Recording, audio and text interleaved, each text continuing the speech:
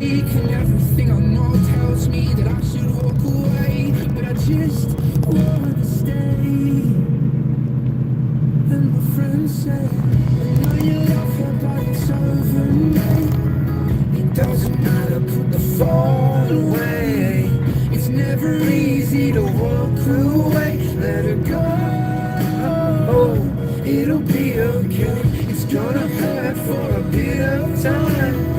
So bottoms up, let's forget tonight.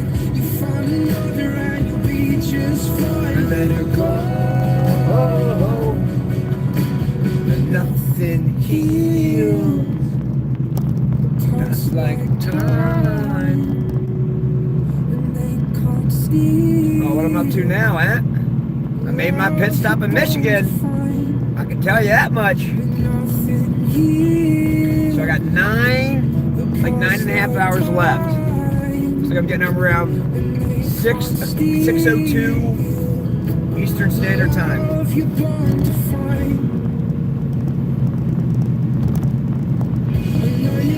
Oh wait, I missed Tupa's comment. Is that Space Clay, but under the new name? No. Oh no, it's Kim. Have you rested properly, Matt? I got that hour-and-a-half nap in, I don't know, 14 hours ago or something like that.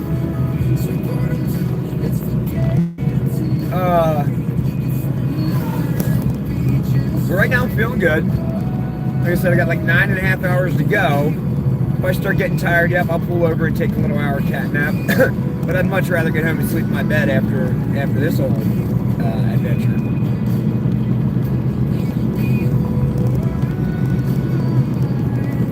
So what's up? I didn't watch it, but I saw his James live yet again. Or now?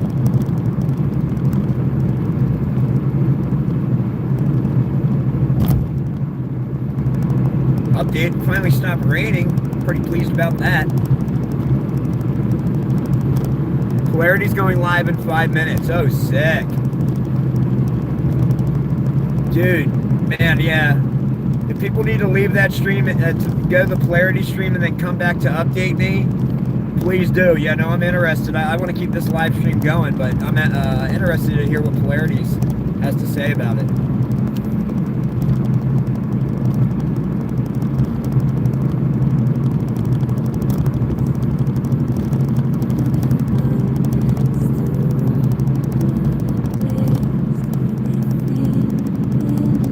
Last live he was feeling down because of what he did. Okay, well, if he's remorseful, that's a step in the right direction.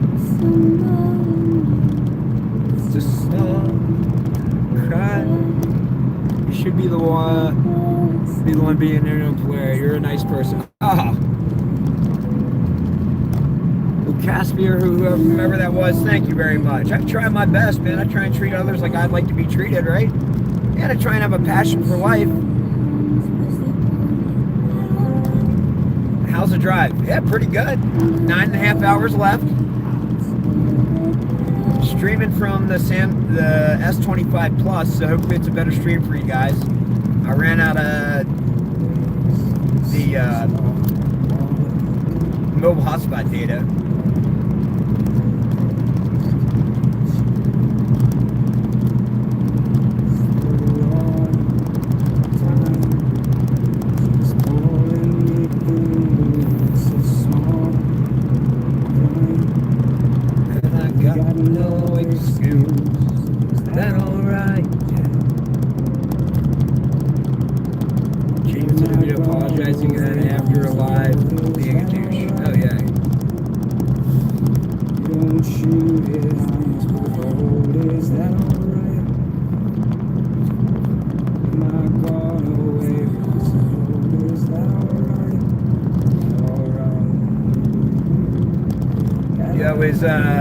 Space Clay in the chat.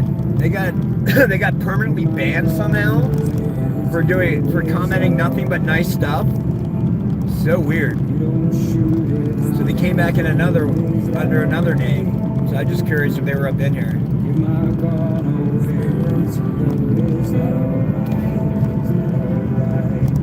The one person, Space Clay, they got Yeah, they were commenting on the last live stream that their account got banned by YouTube, which was weird because there was like nothing aggressive, inflammatory, provocative. Yeah, they just were supportive through the whole trip. So I have no clue how they got banned.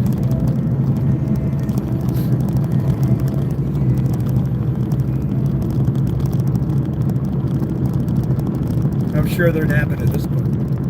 Yeah, I know. It's real weird. If you go back and look through all the lives, they were just like, yeah, I don't know. Out of everybody commenting, they were the only, well, not the only ones, but they were one of the main ones that was just, yeah, polite, encouraging, optimistic, all these things.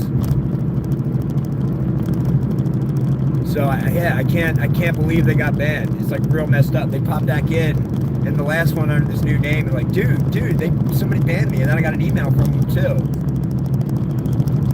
I didn't get a chance to reply. It was a real quick stop, but yeah, craziness. I can tell you, I'm not liking these cornfields or whatever fields are on either left or right of me, man. Let's think good thoughts. We don't have a big old buck or doe right out in front of me. That's the last thing I need.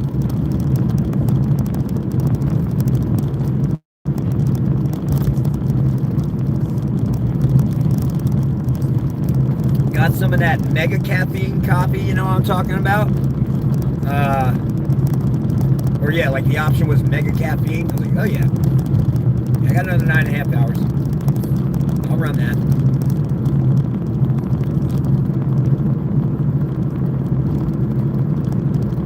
Man. I'm still trying to wrap my head around this whole thing. What a drive out there. What an adventure. First place saying they called the sheriff on me and I need to get off the property immediately. Wow. And then James, as I'm coming for him, where everybody in Discord saying, hey, this is definitely it. We found his other YouTube channel. This is him. And then, yeah, I guess my man knew his time was up. I was definitely going to find him. And so he just came out and admitted the hoax. But it's so weird when it's like, oh, dude, yeah, I'd like to interview you, and why wouldn't he? Yeah, I just don't know why he wouldn't want to meet me. I understand people are shy, so no big deal. But to go with the while I'm at work, I can't do the interview now. And then people say he does a live video later where he's like, hey, I'm just going into work. It's like, wait, what? Somebody thought fake Joe Rogan was in the chat last night.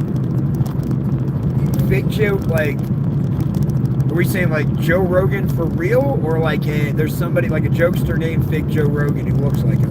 I'm not familiar with that.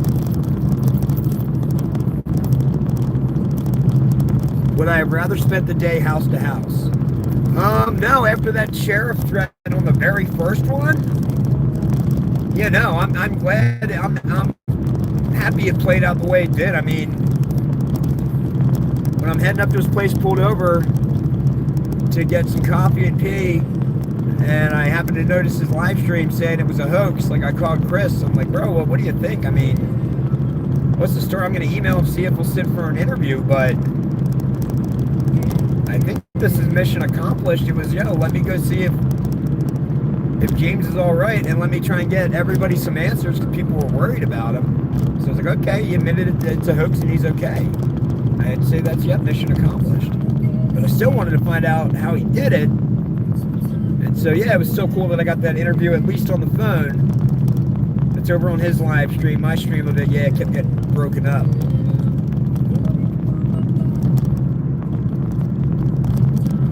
Oh, dude, that's sick. Man. Does anybody know which stream it was in?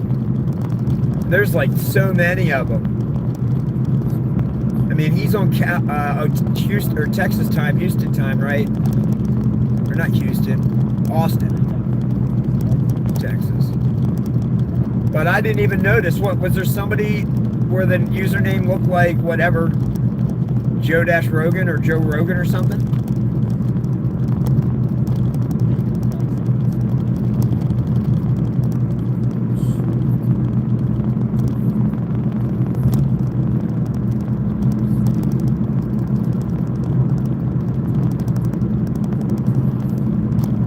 I can tell you one thing: if Joe Rogan was in the chat last night, and my man didn't Venmo me 10 or 20 bucks, shame on him.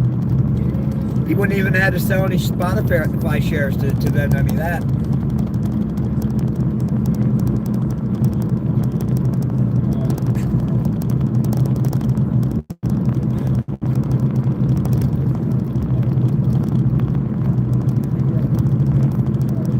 Oh, man. 10 people watching me drive all the way back to Lancaster, Pennsylvania. He's denying there's an orb in the video. I mean, how recent is that? When I did the interview with him on his channel, I asked him, like, yo, dude,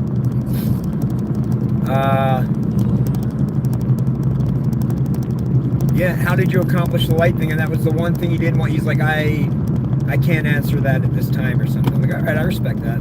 So I didn't press any further. I was happy he was answering everything else. By the way he answered it, or I'm not able to answer, however it was, it gave me the impression he had like somebody else there helping him. There was a number of other things. Did he seem like he was on drugs? No. Didn't seem like he was on drugs. He seemed sober. When I spoke to him in the interview, people commented he sounded a little different than in his videos. I think he did, but if anything, I kind of am leaning towards he was sort of playing a character in those videos.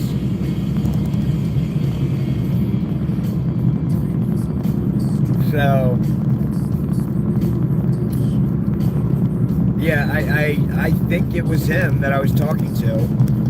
And, you know, considering I sent him an email, my phone number was in the signature of that email. I see he did reply then, I didn't see it, but then he called me. So, yeah, I'm pretty certain it was him. Oh, somebody said Venmo the only way.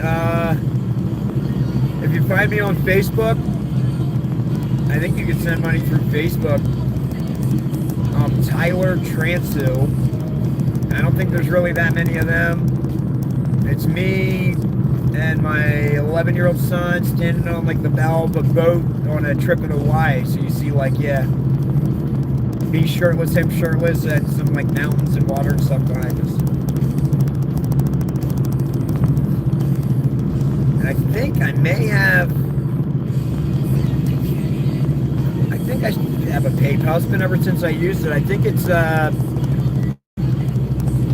man, I'll have to check and put it somewhere. I'm not sure if it's.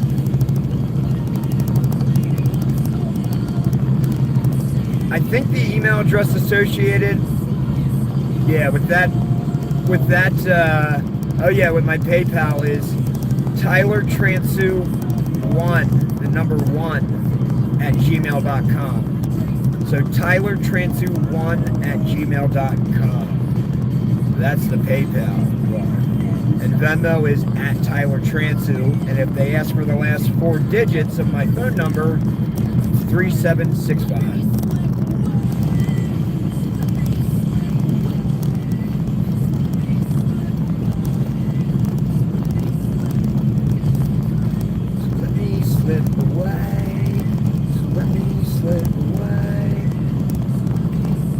Yo, any updates on that polarity stream, dude? What analysis are we getting over there?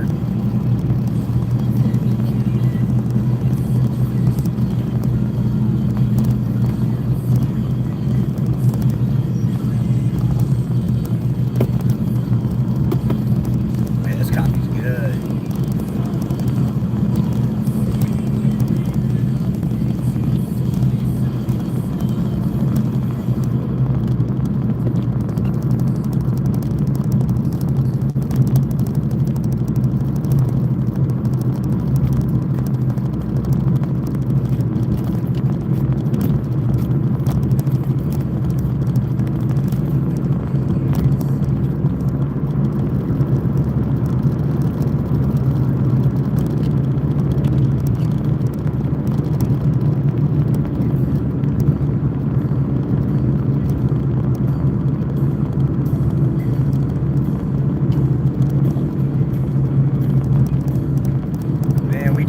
two people. I hear you. It's not as interesting on the way back.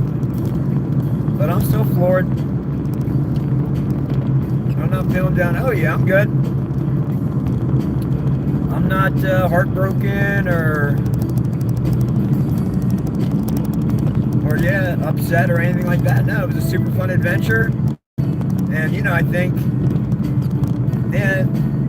if I didn't make this trip, I think there's a chance that James is still just going through with this hoax and people are still concerned. So if it took my crazy buns driving, I don't even know, probably 22 to 2,500 miles round trip at this point, well, it was well worth it. The guy was okay. Nobody was injured. And yeah, he admitted that it was all a hoax. So I feel like, yeah, kind of put this one to bed. But I'd be interested to hear what Polarity's saying over there on that stream.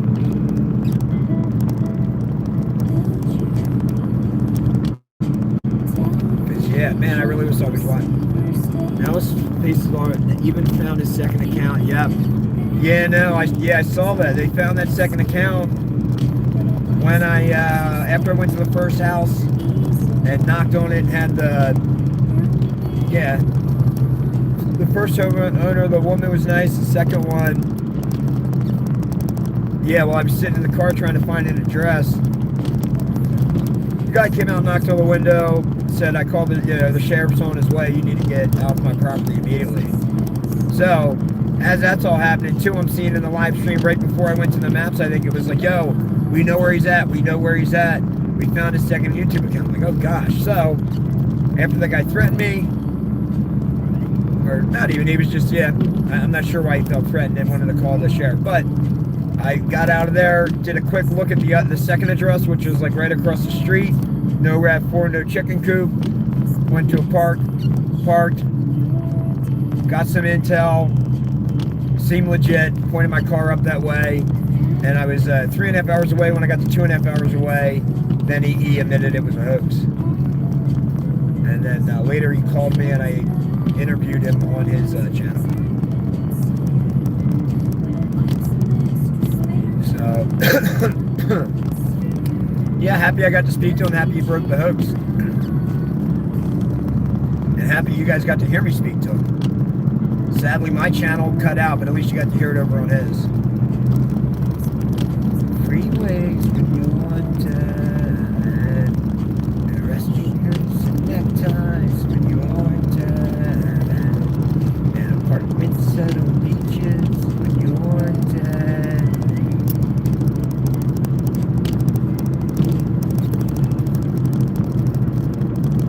awesome work. Thanks for doing. Oh yeah.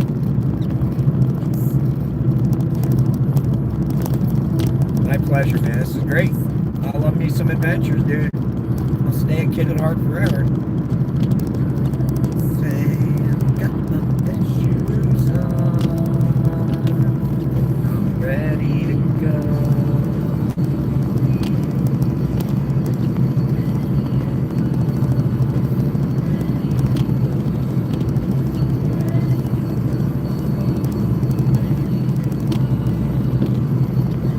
Well, yeah, and I hate to beat a dead horse, but certainly if anybody hears some real juicy stuff over in that Polarity stream, please, yeah, start dropping some comments or whatever. I'd love to read up on it. I guess I want to maintain this stream going, but I am interested to hear what Polarity has to say about it.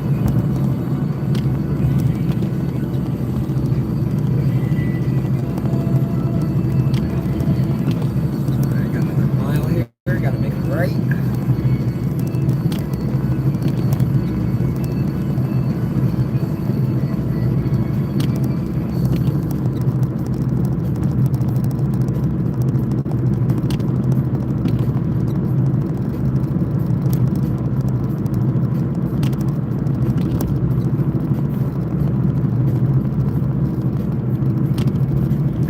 What a day. Wow, wow, wow. Who'd have thunk it? Well, hey. I'm gonna keep, chasing down stories, man, and that mysterious, unexplainable stuff. interview people and try and bring it to, bring it to anybody who's interested.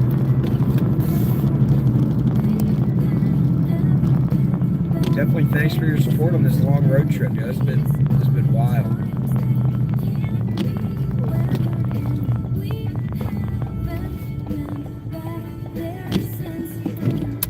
I'll tell you what, yeah, it does stink to high heavens.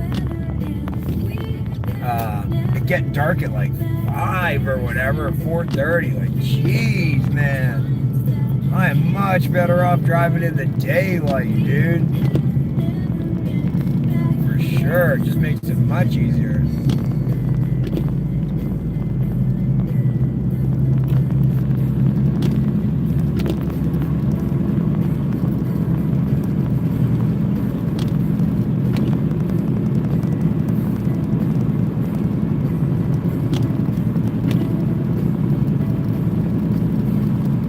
Put them down, baby. Just chewing up that pavement. We got 3 peeps watching. Where are we at? We got people still all over the world, or are we all just in the U.S. right now?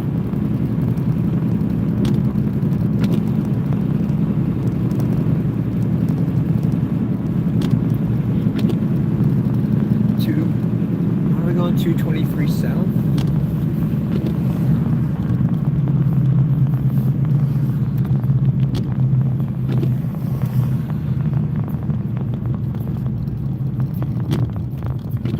Yo, we got New Zealand. I got 3. Hear me out. I got 3 people watching this stream, 2/3 of which are from New Zealand. And now we got half. We got 4 people. But, yo, riddle me this. What kind of paranormal activity do we got going on down in New Zealand? You guys have something similar to like a Sasquatch or a Yeti? Or what kind of mythical beast or creatures are haunting your lands? Because, dude, I love me some documentaries. So, yeah. I think I got to renew my passport, but I'd love to get down to New Zealand. I would absolutely love it. Especially if there was some paranormal aspect to it, whether it be UFOs, aliens, ghosts, or Sasquatch. I prefer the UFOs or aliens. So if you have any good sightings or areas with sightings and real good experiencers, please, yeah, comment in the stream here, or email me tylertransu@gmail.com, because I'm trying to get to New Zealand. Would like to do some paranormal documentaries in UK too. I've seen some ghosts, but don't know about bigger stories. Got ya. I didn't see, somebody commented something before that, but I don't think I can see it. We're gonna go this for 39 miles. Okay. Let's see if I can find this. What other projects do we have planned? Oh man. Alright, so, man, I've been through this a lot, so if you've heard it 10 times already, I apologize, but my name is Tyler with Dockside Media. My friend Chris and I run the company, or own it. We have released 7 paranormal documentaries so far. They're available on platforms like Amazon Prime Video, yeah, YouTube TV, like with the AVOD with the ads, and Tubi with the ads. We've got our first one and this one, as I go through them, I'll explain them a little bit for you. It'll take some more time and give you some insight, and then you know whether or not you want to watch it. So, hold on, let me take a sip of my coffee here. I got 38 miles till I got to turn. Just got to make sure I don't hit any deer. Polarity sent people here. Yo, Polarity, you are the cat's pajamas. Man, good looks, Polarity. So where I was at, and I'll recap my James stuff for the people that just showed up. I don't know, maybe Polarity. Chris and my company, Dockside Media, we've released 7 documentaries. The first one is Conscious Contact, Full Disclosure. That one I interviewed, or rather recorded, former Department of Defense Intelligence Officer Anjali. She was giving a press conference in front of the Lincoln Memorial, right, in Washington, D.C. And so Chris and I literally, I think a week before, he had said to me, hey, dude, you want to start you want to start making documentaries? I was like, yeah. And I think it was, he's like, or maybe I was like, well, what should we make them? I was like, I don't know. Like UFOs and aliens and ghosts and Sasquatch, that'd be cool. I'm like, yep, count me in. That would be super fun. I love that adventure. And so, yeah, fast forward, I think it was within a week or something of him saying that. It might have been 3 days. I think it was 3 days, because I think I had to set up a Facebook account real quick for running down there. So it was probably 3 days or less. I got to go back and check the calendar. But we decided we're going to start making documentaries. I see on Reddit, Department of Defense intelligence officers giving a press conference in front of the Lincoln Memorial in Washington, D.C., claiming she's been in contact with extraterrestrials in a mountain out in California. So I'm like, well,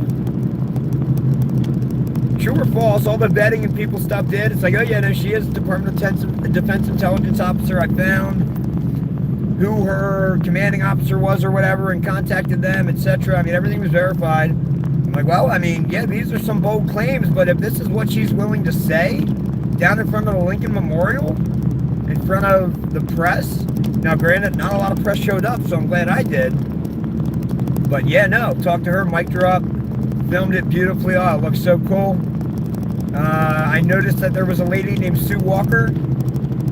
I think her X account is @SandiaWisdom.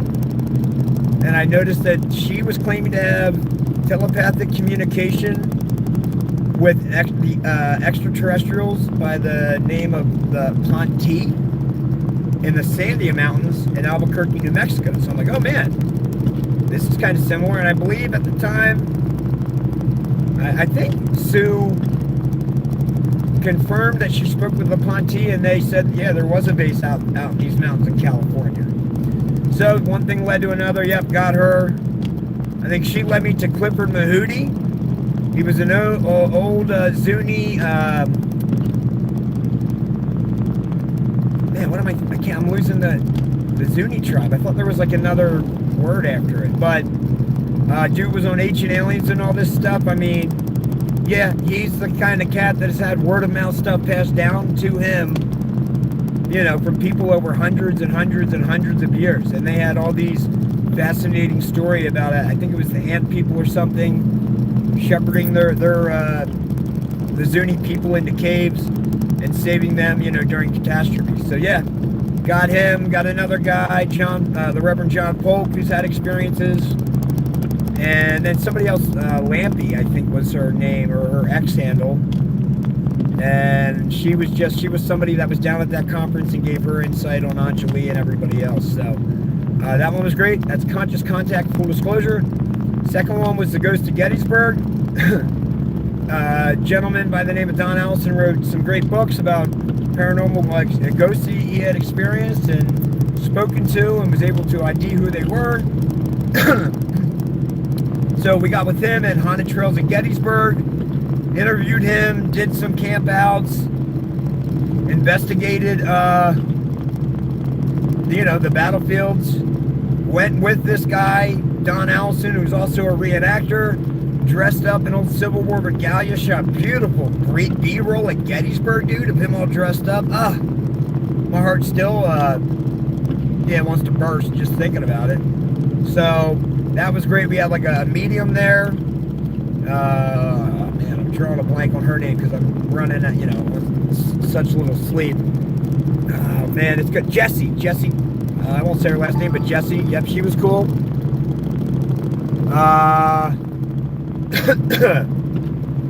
And some other people like Desiree and etc. They came out and accompanied us as well. That was a fun one. Then we moved on to Secrets of the Sasquatch. flew out to like New Mexico to interview a dude who was his name Albert, I want to say, and he had some crazy experiences. Sue Walker, she had some experiences and insight onto the Sasquatch. One of them, I'll even spoil her. She said they smoke pot, so I thought that was cool. That had my attention. And did a couple campouts, exploring and looking for Sasquatch.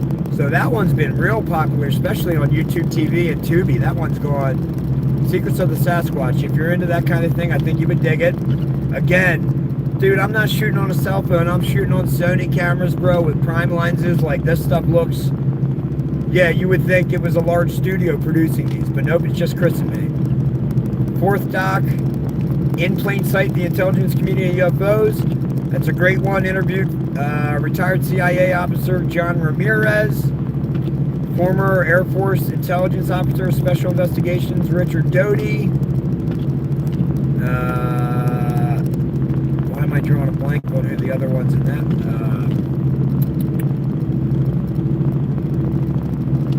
Richard Doty, John Ramirez, and I am starting to get a little brain fog here with the lack of sleep. Well, I apologize to the rest of the people I interviewed in Plain Sight, the Intelligence Community, and UFOs. That's going to haunt me that I can't think. I'm trying to play the movie in my head. But either way, dude, that one's real solid. I know everybody has their opinion on Richard Doty. To me, he came across as genuine. I wouldn't be shocked if he's trying to turn over like a new leaf and really help with disclosure, but I could be dead wrong. It was nice sitting with him, though, for sure.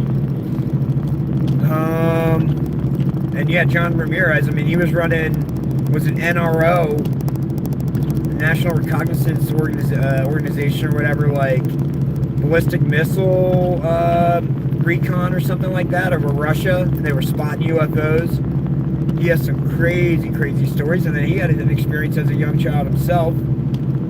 So that was great.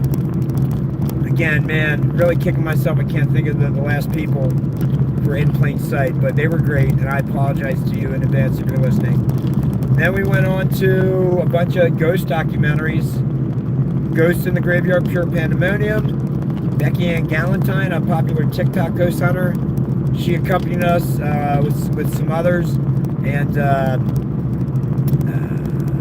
man, I can't remember the two girls that were there. They were two friends, Brandy and Amanda? Something like that. But, yep, they were there. It was an awesome time. And I'm missing some people there as well. So we had that one. Then we went to Historically Haunted. The Ghosts of Grand Midway. So that was one filmed out in this haunted Grand Midway Hotel. Just so happens to have the world's largest Ouija board on its roof. You can look that up. It's a Guinness Book World Record. So this thing was haunted, dude. No heat, freezing cold, no water. Oh my gosh, dude. I'm surprised. Well, I'm not surprised we survived it, but 3 days there, and it was like, it was cold, dude. I'm talking, gosh, I guess it was in the 30s, I think. And I'm talking 30 degrees Fahrenheit. So what is that, 0 degrees Celsius? For my people out in New Zealand, and UK, and Germany, and Belgium, and I don't know what Africa is using, but the guy from Zambia, you let me know. It was either 32 degrees, Fahrenheit, or 0 degrees Celsius. Your call. But so, yeah, it was crazy, and we had some wild activity there, which was really neat. And then surrounded by spirits, where we had a plethora. We had like 7 ghost hunters and mediums. Becky Ann Galantine was in that one again. Seth Browder, who was the medium, super genuine, great guy. Picked up on a lot of stuff. Amanda Paulson, big paranormal investigator. She was there for it. Viva La Mesa, I think, or Viva. She was there. She did great. And then Jules, I think she goes by Hex Baby, the Hex Baby on Instagram. She was there doing tarot and some readings. And her partner Dominic was there as well. So that one was pretty cool. And then of course we got other interviews with people throughout the town. You know, this is the store of the Nemacolin Castle. The Nemacolin Castle, because this was all in Brownsville. And the owner of this old Black Horse Tavern, we interviewed Bree there. She'd had tons of paranormal activity. So yeah, that one was kind of scary. Chris and I got a bit frightened in the basement on that one. And then, so I think that covers all 7 docs we have out right now. I just finished filming all the footage for Stolen by the Stars. It's a documentary about alien abductions. I interviewed a gentleman, a younger guy by the name of Skyler, like in his mid-20s, out in Ohio. He had some very genuine and wild experiences and some photographs to back it up. With marks, not of beings. Then interviewed Bill Carter, who was former military police at, I want to say, Site C6. I think that's a part of Eglin Air Force Base. And somehow, while he's stationed there, he goes into this,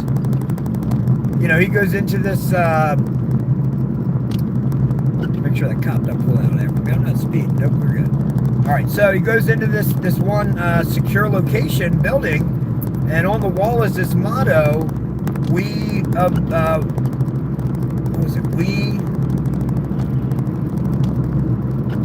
monitor all things terrestrial and extraterrestrial to Earth. And so Wani thought, man, that's kind of fishy to have that as your motto and signage, like right there on the wall when you walk in.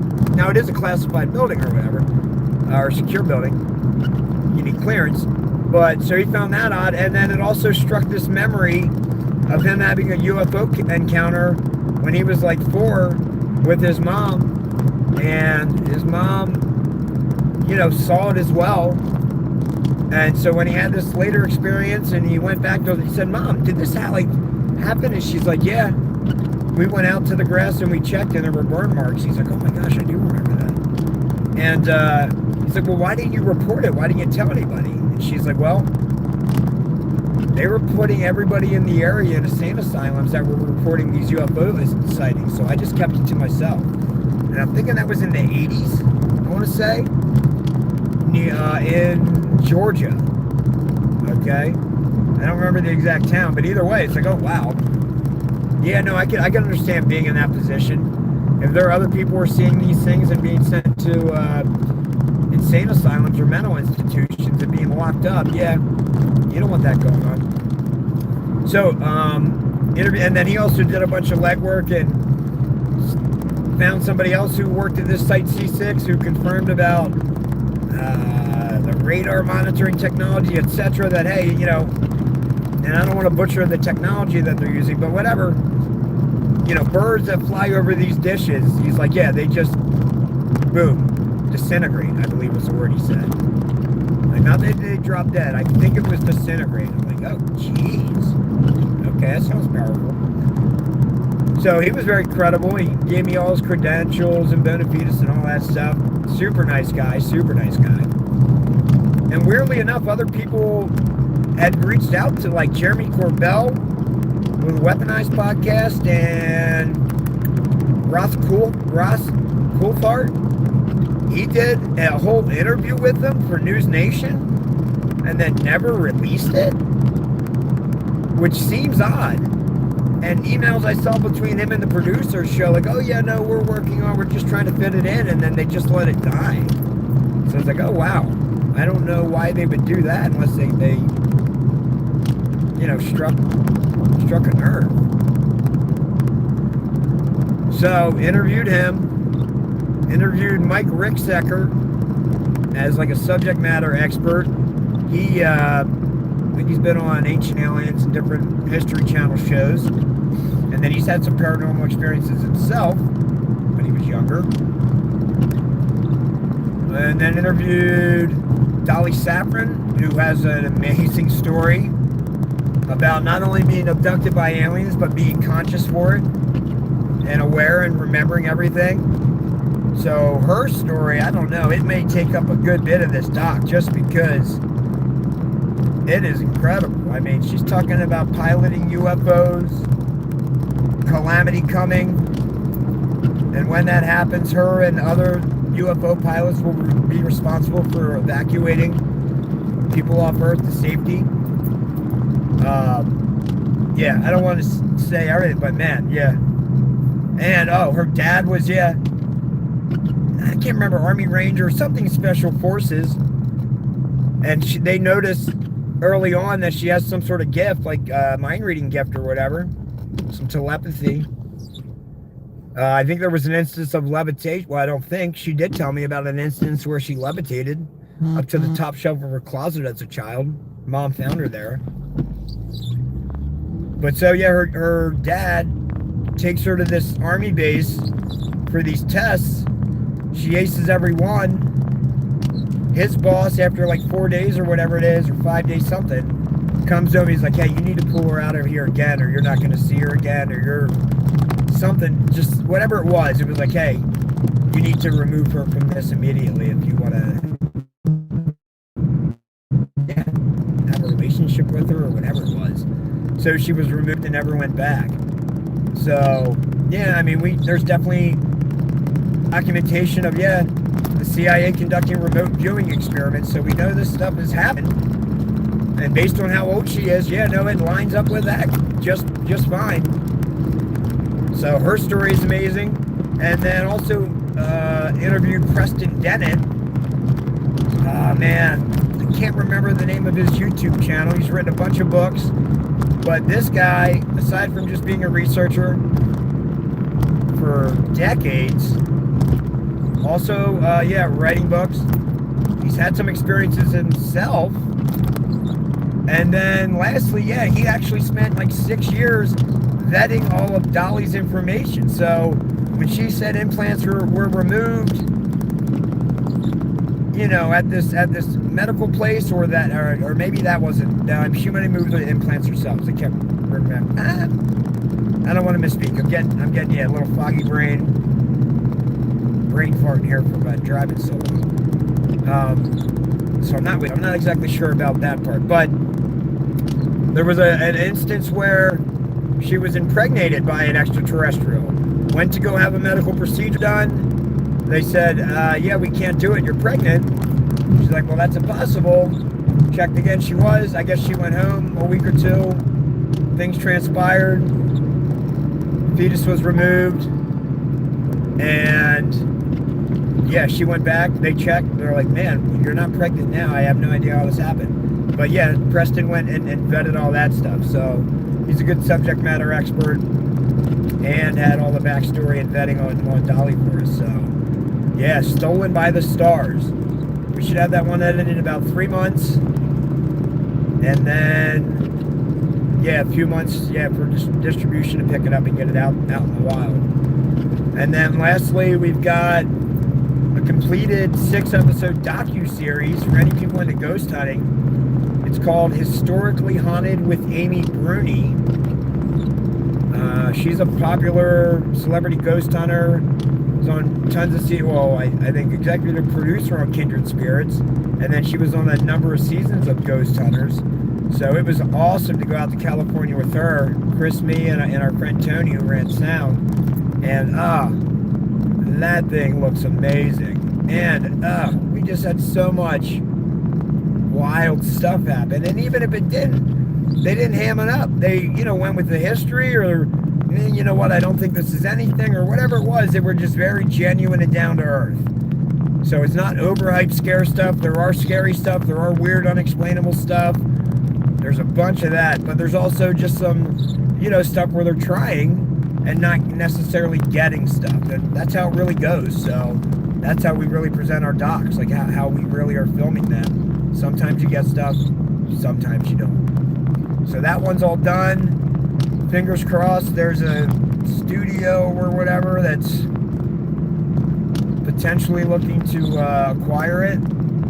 I'm thinking good thoughts they do. I mean, that would...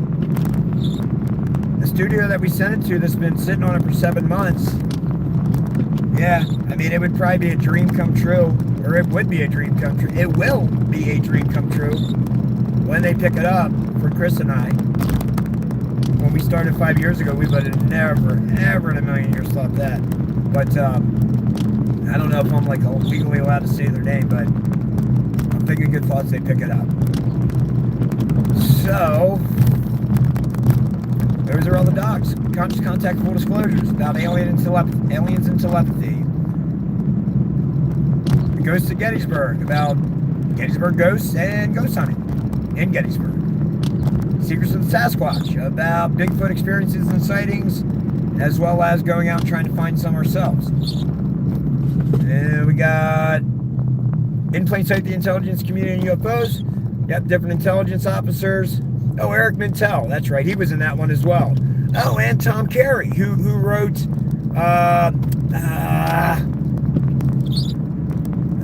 what is it called? Last Day of Roswell, something Roswell. It's a Roswell book. But if you look up Tom Carey, TOM space CAREY, he was great to have an interview with. Super knowledgeable. And Tom Carey was in Secrets of the Sasquatch as well. I forgot about that. He had quite a bit of experience with Australopithecus or whatever it's called, and cryptids and all that kind of stuff. So, yep, In Plain Sight, the Intelligence Community UFOs. That one's about, yep, CIA officers, counterintelligence officers, things of that nature. Talks about Roswell a good bit. Well, not a good bit, but some interesting stuff that I hadn't heard before. So it's worth the watch. And then, yep, the last 3 are all ghost hunting that are already out, and that's Ghosts in the Graveyard, Pure Pandemonium,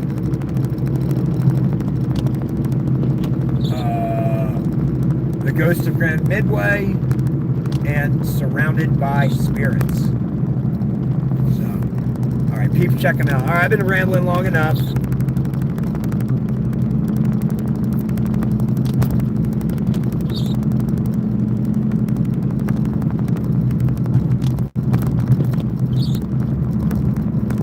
If anybody wants to know anything else, I've been rambling there forever. But yeah, no, I love documentary. No way, we waited it out. Somehow it reconnected. Crazy. That was off for a minute.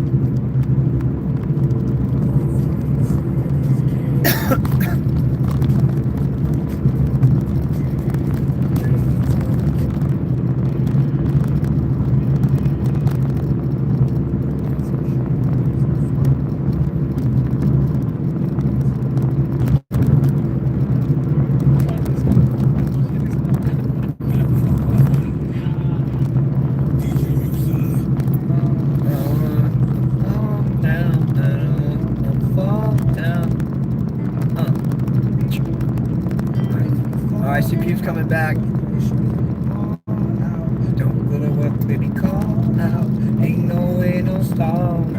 Alright, so I went through all the docs that we have out already for Dockside Media and what we're working on.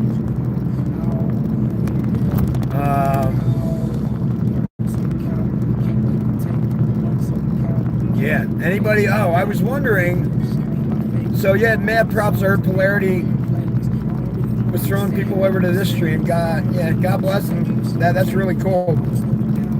Much appreciated, Polarity. I think I saw you in the chat last night a few times. So, wow, that's just, yeah, means a lot. Thanks so much. Definitely didn't have to do that. So, yeah, just really appreciate it. But what I was just saying was, yeah, I heard Polarity had a live stream going, and he was doing some analysis. So I've been running this live stream. I haven't been able to check it out. Anybody, can we get a brief synopsis?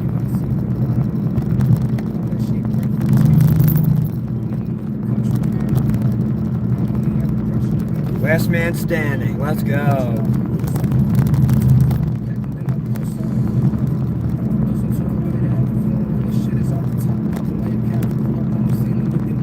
What was that last? He's listening now? Oh, to your interview. Oh, cool. Yeah. My apologies. There's a couple more questions I'd like to ask, but man, such a long day. And yeah, would have liked to, I guess, ask him more specifically on how I made that cylinder, but I think it's probably deduced. He talked about seeing the Puget Sphere, being on a drive for work or road trip for work or heading to work, and thinking, oh man, I bet I can make that. And then went and did it. For the people that haven't seen the Hear from Polarity, great work. Ah, thank you so much. Yeah, it just means a lot. I apologize. I don't want to come off, and just be disingenuous. I know I've seen a little bit of your work and that you've been analyzing this and that you have a massive following. I can't lie and say, oh man, I've been following all your work, but I will definitely be digging into it more so. Just having you pop in the stream and throw people my way, so thank you so much for all that you do. Yeah, people may be upset that this turned out the way it did because, let's be honest, we all want aliens, right? We all want aliens. Life would be sick with some great new technology, a relationship with extraterrestrials and the like. So it can be a little bit disheartening or take the wind out of your sails when this turns out to be a hoax, but I regret nothing of driving all the way out there because I'm not entirely convinced, had I not done that James wouldn't have just let this play out longer. I think between everybody helping on Discord, Polarity, the people on Reddit, the people in this live stream, all the emails sent to me with potential addresses, people figuring out then about, oh man, here's his other YouTube channel, here's his face, cool, we can blah blah blah. So yeah, this was like a massive team effort. And so all that to say is, yep, I appreciate everybody's hard work on this thing. And yep, I'm thrilled that I made the trip out here. Yeah, it was on a miles, ton of gas, an hour and a half sleep in a rest stop over the past, I don't even know. I can't do the math and calculate the hours right now. Oh yeah, the windshield repair at Safelite Auto Glass somebody mentioned. Exactly. I mean, internet sleuths did their thing. Yeah, it was cool. So Polarity, thanks for all you're doing. Yeah, I'll be checking out your work more for sure. And you're in the sub for me. So thank you for all that you do. But Polarity, so what did you think of let me ask you, because I couldn't watch your stream, and you never addressed it there, so I apologize if I'm making you be redundant. But there's speculation, people say, oh, James, when you interviewed him, didn't sound like himself. And so I'm curious what your take on that is. Start typing it out. I'll give you my take quick in case you haven't heard it, but just through all the speaking with him and all the thought and effort that went into making these things, and admittedly he said, hey, some of the stuff was just sheer luck.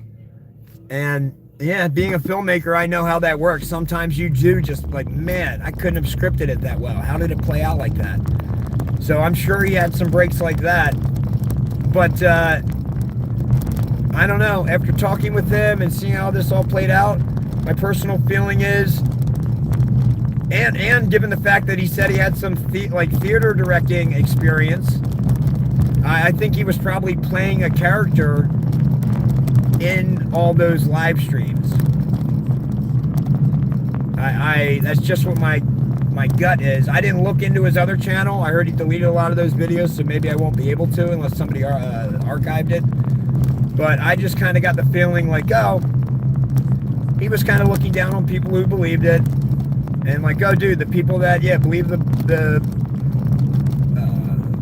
Bugosphere or Blue Square. I'm having trouble remembering this stuff now. He's like, oh yeah, they deserve to be fooled more or less, or whatever it was. Like, people are so gullible. It's like, oh man, just my whole overall vibe was like, yeah, he was playing a character in those things, and so that would explain why his voice was slightly different, and maybe speech pattern and stuff like that. But yeah, if you want to throw up a comment on what your thoughts were, some people think it's AI, others are talking about, oh, it's the feds, they stepped in. I can tell you, man, what is weird is and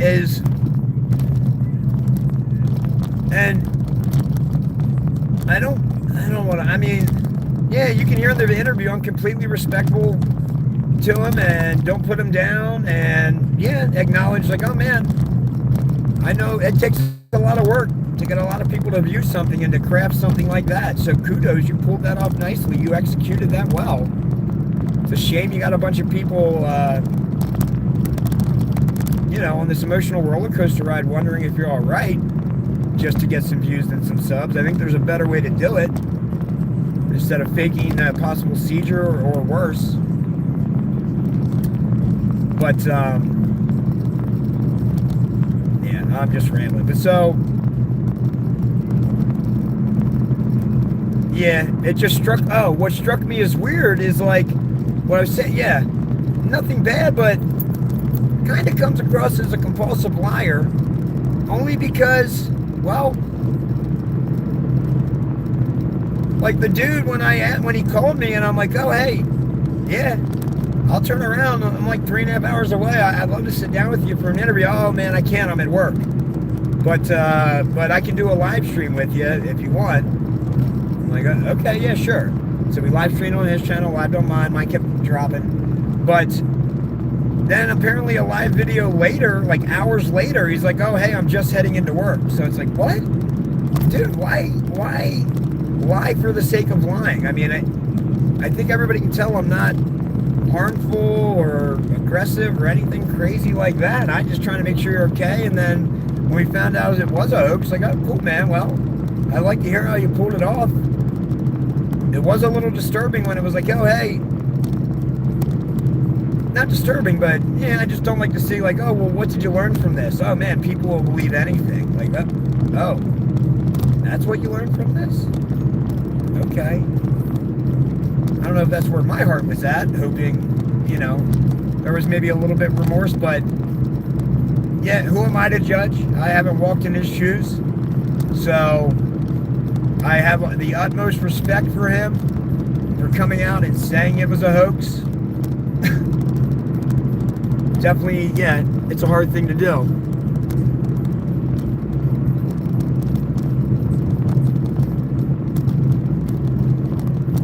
Oh, what now? As soon as I see a thing about CIA operatives, CIA watching my interviews with James, my multi-view closes, so now I've got no directions, really.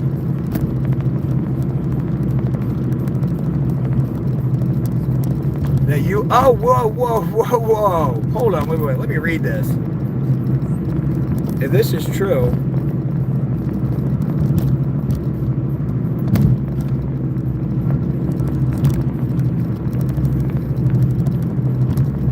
a lot of people praising you for your awesome work. Watching Josh now, great live. Oh, you're too kind, thank you. I'm glad all that driving and stuff didn't go in vain. Not only did he come out and admit it was a hoax, but he was man enough to take that interview. So I do have respect. It's not easy to admit to people, hey, I did something wrong. So fair play to him. Lord Croc.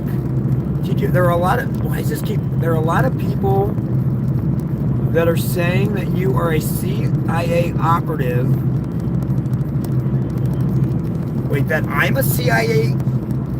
Somebody rerun that comment. People are saying that I'm a CIA operative watching my interview with James, I feel like there must be some grammatical.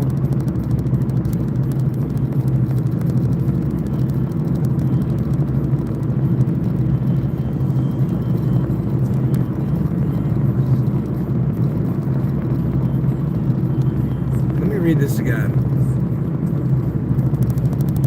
I know he's not CIA. They should check out his documentaries on movies. It's an easy debunk. Oh, check out his documentaries and movies. Oh, my bad, dude. If you don't like them, you don't gotta watch them. You know me. I'm a glass half full kind of guy. World's a big place. 50% of the people are picking up what I'm putting down, dude. I'm doing pretty darn well. So, yeah. No, we make these things for the people who enjoy them and who are interested in this stuff and looking to maybe expand their minds. So, if you don't like it or they're easy debunks, well, cool. Hey, you're entitled to your own opinion. I'm not going to take that personally. I think there's a ton of people out there that do like them based on viewership and likes and comments and, all that kind of stuff. So, to each their own.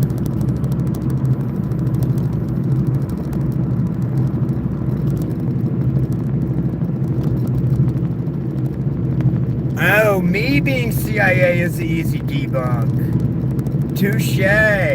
So maybe you do like the movies. Good call. Good call. Sorry to jump down your throat there. In a non-aggressive way. But I was trying to be like, oh yeah, no, people are just hating, dude. I really don't care. Like, that's not going to deter me. You should have seen all the negative comments telling me to turn around and not go out here. But yeah, as far as right now, there are a lot of people claiming you were a CIA op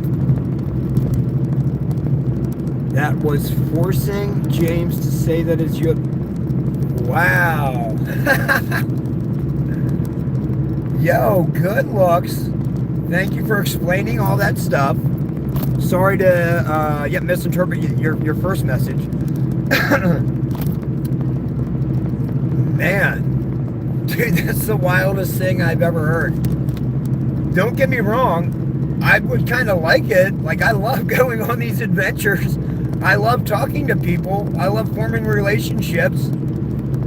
I'm crazy enough to, get in my car and go do like this 17-hour drive out. Drive around to different locations, start heading up north, drive 17 hours back. I mean, so, I like all those adventures, and I like competition and challenging myself, so, pretty good at, like a good athlete. So, I wouldn't mind being a CIA operative if people were watching in the CIA, which people claim they are. I mean, throw me some figures, anything in the 6 figs and above. I can, whatever. You want help with disclosure and UFOs? Yeah, I can help you. Like, honestly, I'm not gonna throw out disinformation, but if you guys want to fund the documentaries I'm making, absolutely go for it. These are all people. I have yet to sit down with anybody who I thought was mentally, some people have mental illness. Some people are going through different parts of their life where they're just not quite firing on all cylinders, or there are tons of stress build up, and it, causes them to, whatever, just react, their body and their minds react differently. So, I have yet to interview anybody that I sincerely thought was unwell. So, that's pretty good. Honestly, if people believe I am a CIA operative, I don't know. I kind of don't mind. I like that mystique or whatever. Like, I kind of wish I was a CIA operative, so I like that whole storyline. We can go with that. I feel like the CIA or somebody should have, gotten me a flight instead of driving 17 stinking hours. But, bureaucracy and, poor planning and all that stuff. I guess this may have been all that was in the budget. But, no, thanks for tipping me off to that. That's kind of cool. I would have, I don't know, I wouldn't have guessed that. But not surprised, dude, because when these things happen, like, think about it. James made this video, allegedly on his own. I will not be shocked if there was one or more persons helping him. All right, hold on, dude. I can't see my GPS because, yeah, the CIA closed my window. I'm working for you guys. Why are you closing multi-windows so I can't see my GPS? That's ridiculous. You guys are going to get me, yeah, injured or something. Must be safe here. Where am I going? 300 feet? I think it's this one right here. I hope so. And then I'll get back to what I was talking about.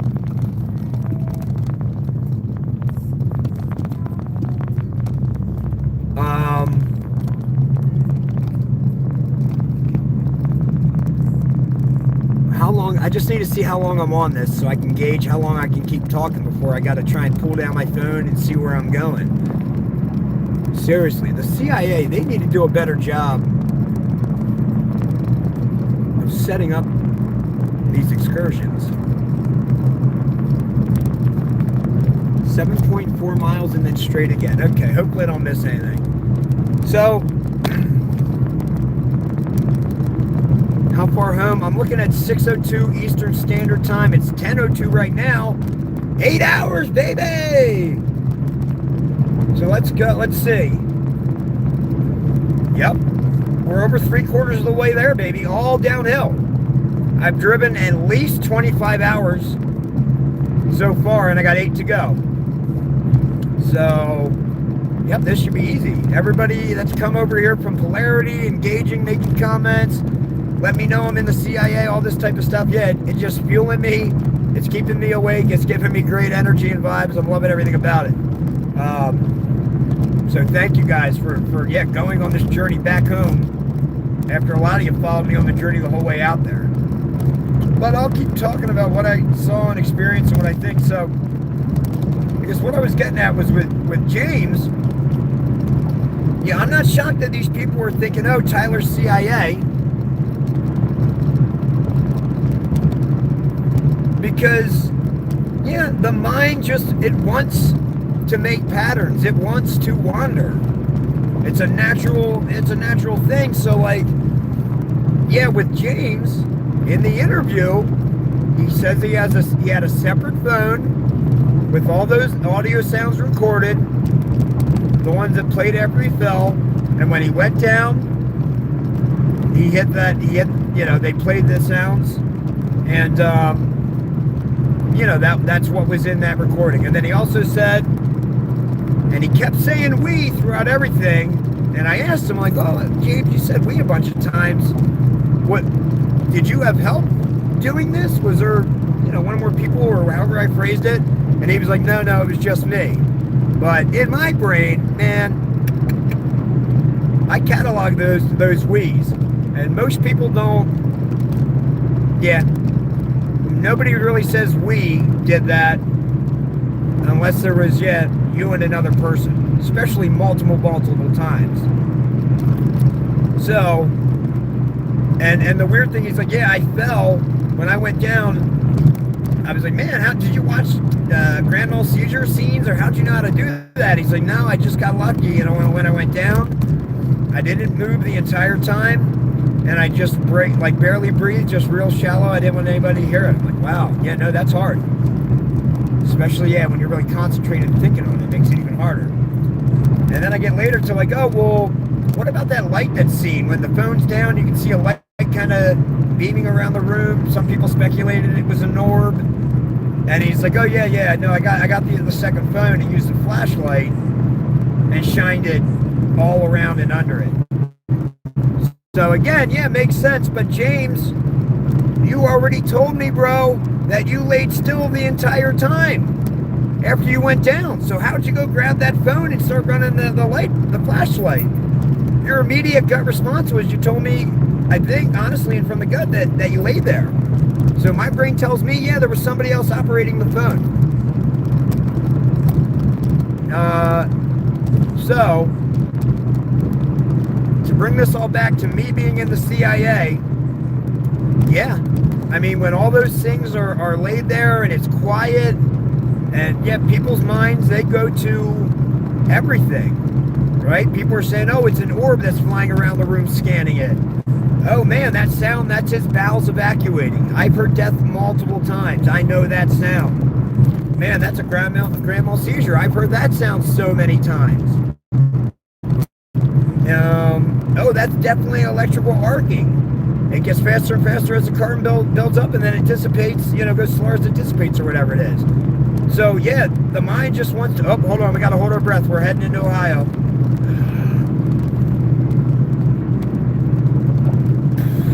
All right, just crossed the border in Ohio.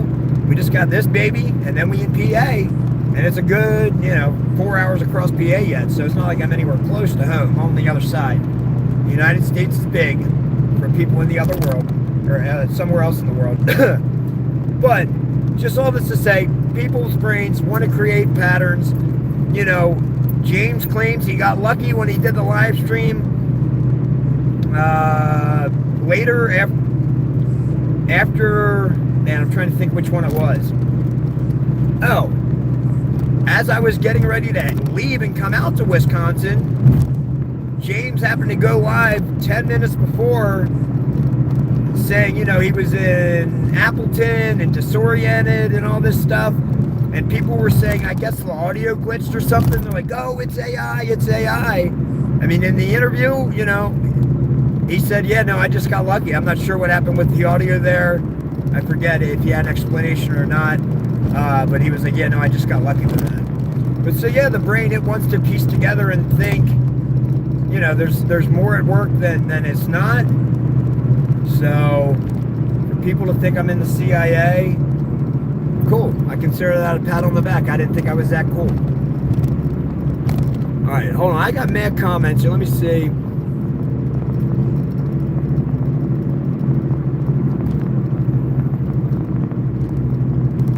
CIA or Men in Black narrative. I'm sorry. Has anybody seen or heard me if you went and looked at any of the other stuff where my face is on?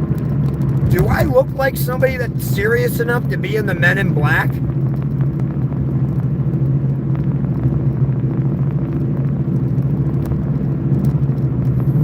What? Dude, this is the most... Well, I'm glad I'm doing this live stream because I don't think I ever would have heard this. Maybe I would have stumbled upon it and read it, although I kind of feel like this is, more or less over. But I'm glad I didn't because... Hold on, where am I going here? 0.1 miles. Oh, Toledo East? Wow, I'm glad whatever it was gave me an inkling to turn this way. Hold on, guys. I'll reply to this stuff in a second.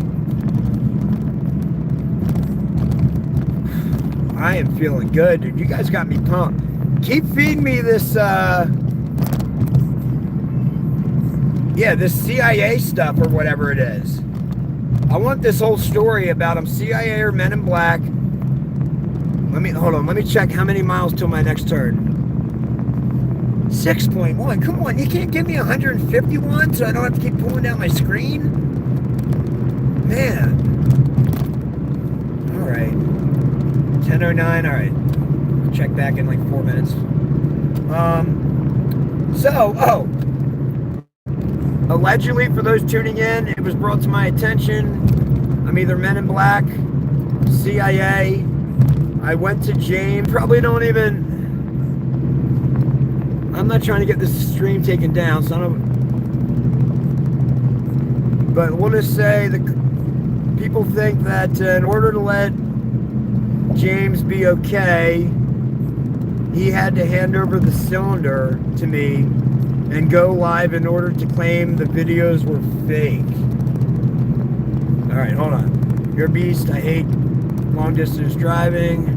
I dread it. With that attitude, it only makes it worse. So you got to think, come on now. I can do this. Edward, Regan, read the room. Respectfully, he had a production assistant. We're saying James had a production assistant? Yeah, that's what my gut feeling says from the interview. Just some of the tiny inconsistencies with the pronouns of we. You know, I feel like he had to have an assistant. Although, you know what? I will play devil's advocate. And for the people who like a good conspiracy theory, which I do myself, the other reason James in the interview could have continuously said we is because it was a federal agent and him and others orchestrated it. So his natural inclination was to respond, we did this, we did that, we pulled it off like this, we filmed this here, or whatever it was. So either he's working with somebody else or multiple people, or I was interviewing a federal agent, which would make it weird that there's no communication between, if we're saying federal agents, like FBI, so somehow the FBI, which I guess happens often, is not communing with the CIA. People think that I'm working for the CIA or Men in Black, but then I'm also going along and interviewing a federal agent who I guess I would have to know was faking James. I don't even know. This stuff's getting really out there, dude. Man, I'm on such lack of sleep. I don't even know if I can wrap my brain around it. Somebody has to like summarize the... Are there triple agents in this? Or are we just double agents or what? Because I'm working for the people. So if you say I'm with the CIA, I'm actually working for you. I'm a double agent.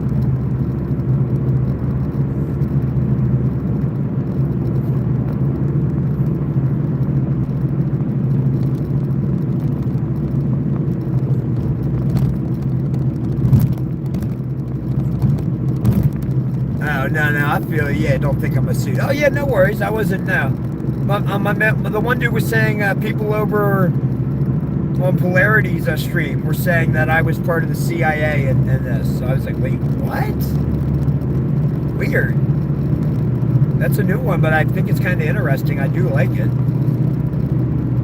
So if people ask, I'll just, like, I can neither confirm nor deny that. I'll add a bit of mystery myself.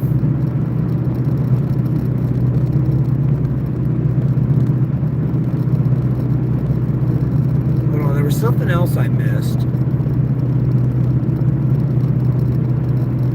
Oh, about what if James and his cohorts are CIA? Man.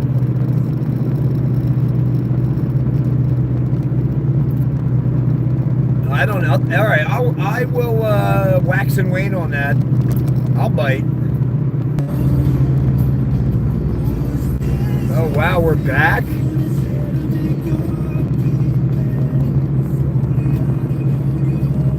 All right, I'll get talking again. Let me just, man. All right, 208, 0.9 miles. Hopefully I'm on this next one for a minute. If anybody's commenting, I can't see it yet. I still got my phone, top window pulled down. I'm trying to read crap. I'm trying to look at my directions.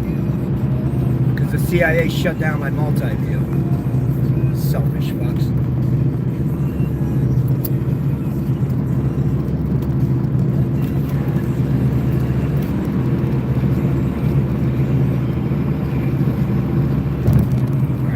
Got to get on this 208 south to Cleveland.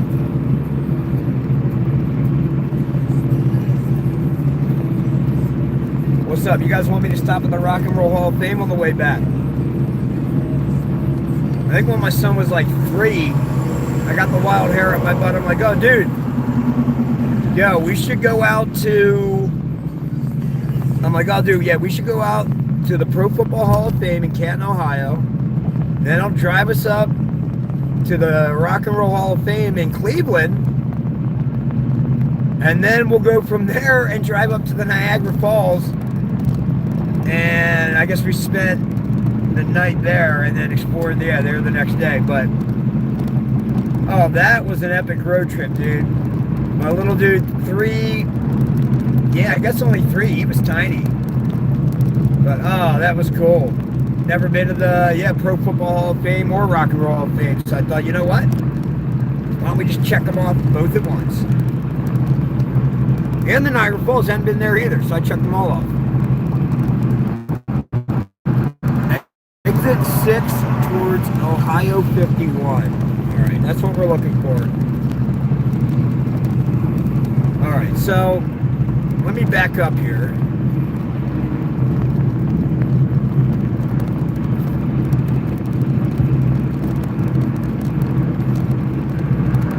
Oh, New Zealand have the crop circles? Yeah, I would love to do a New Zealand crop circle doc. State am I currently in? I'm in Ohio. Miles to kilometers, yep, I'm confused about them too. Well, I can tell you I'm doing 60 miles per hour right now, which says 100 kilometers. So you can reverse engineer that and back it out to the correct, what the conversion rate is.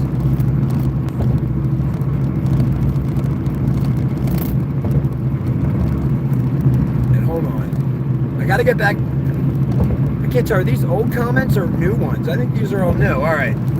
So before I address these new ones, the old ones before my stream cut out, because guess what? We said CIA one too many times on a live stream, and bam, took the connection. I think it still had 5G at the time, so I don't know what happened. But the question was posed, what if James and others with him are CIA or MIB or FBI? Man. Personally, from what I've seen of James, I don't know if I would think of him as a stereotypical CIA operative or intelligence officer, but maybe that's just what Hollywood has wanted us to think with all the branding of, oh, they're clean-cut, well-built guys, they got a strong jawline or whatever, nice hair.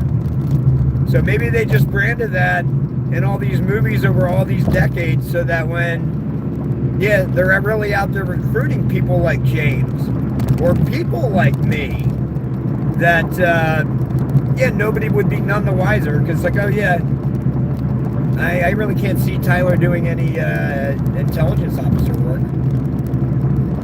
But that's where you're wrong, dude. I'm telling you, I would be good at it. I really would. So if the CIA is listening, look, I will help. I will be pro-disclosure. I will help with legitimate stuff that has happened and anything that you know that's going to happen or any, stuff you have, totally willing to release that and be polished. I'm also, like you can see by what I just did here, I'm completely down. What exit? Oh, up here more. But I'm completely down for adventures, so like, you want to send me to film a documentary in...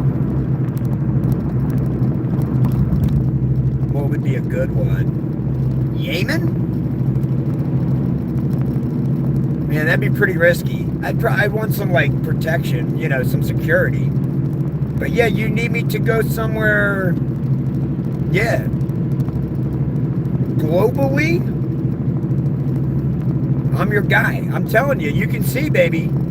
I got no problem going long distances, man. I got a lot of fight in me. So, if you do want to recruit me and pay me somewhere in the 6 figs to take long trips overseas and help you gather intelligence, I'm a friendly guy. I like meeting new people. I don't want to like... I'm not going to manipulate people if that's what you're looking for. But if you want me to befriend somebody, if they have information that could help the United States, I guess I could probably do that, but I'd still be friends with them. Would you mind if I email you more about CIA MIB ideas and possible collaboration. I'm a writer and post-production producer. Oh, nice.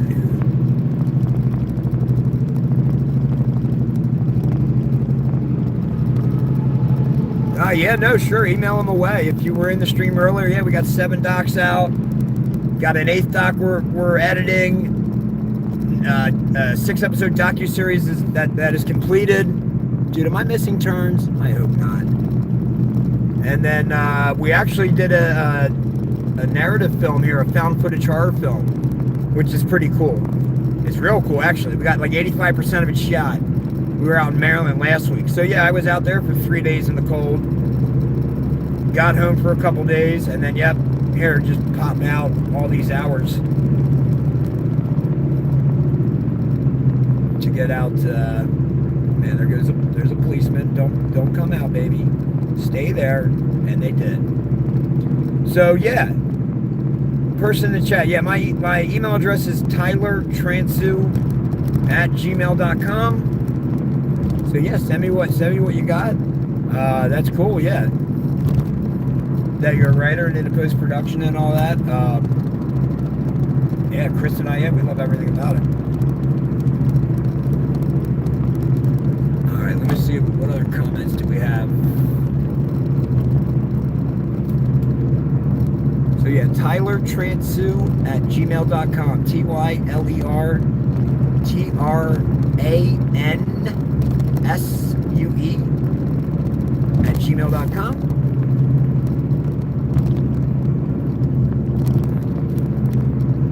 I'm on this for 0.7 miles. Gosh darn it. Can I not get on a highway for like 120 miles? Something I can just chill and talk to you guys and interact. You guys are a godsend staying up with me on this road trip, dude. Straight ballers. Straight ballers and ballettes. Alright, I feel like I gotta get off here.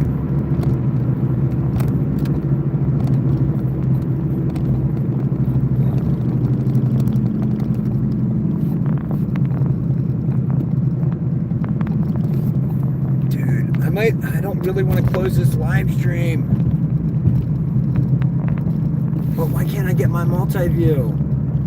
Yeah, I must have missed a turn. Darn it, I'm going to be adding time here. But I want to keep the stream going. It's just, I can't see my GPS.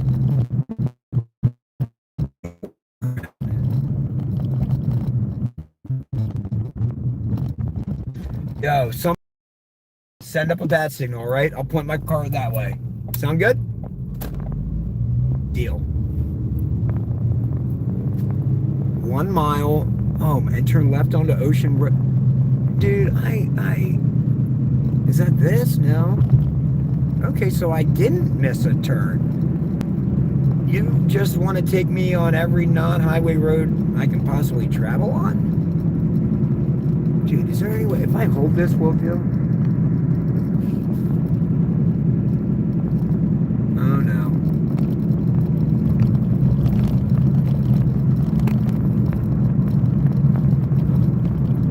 Alright.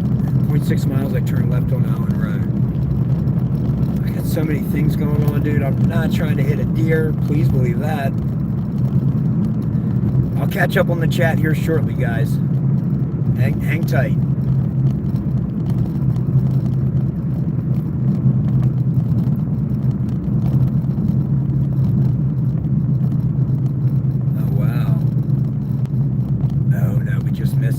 Train was stopping us. I was like, uh-oh. I'm watching for, I got an SUV in front. I'm watching for one to come flying up behind me, boys. Yep, there's a little alley gravel way to the right. I'm pounding through there. Please believe that. The CIA will not be trapping me. Fact. All right, where am I going? 400 feet, turn left. Is that this thing right here? Yep, that looks like good old Ellen Road. Oh man, look at them pine trees. That reminds me of, yep, being out there filming Creature of the Pines, our newest found footage horror film. That one's not a real documentary like the rest of ours. This one is like a narrative film. We wrote it. It's great. A lot of great jokes. Are you kidding me? I'm going again, 0.6 miles and turning left. What? Where am I? I don't know, because the CIA or whatever, somebody decided to like, yeah, close my Google Maps thing. It's on in the background, but it's not like part of my screen. I don't know why. I never touched the darn thing. Well, right after I say that, oh man, okay. Now I'm definitely gonna miss a turn. What is?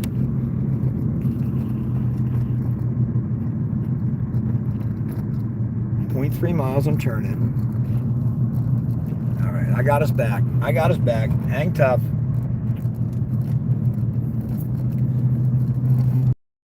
Did it zoom in still?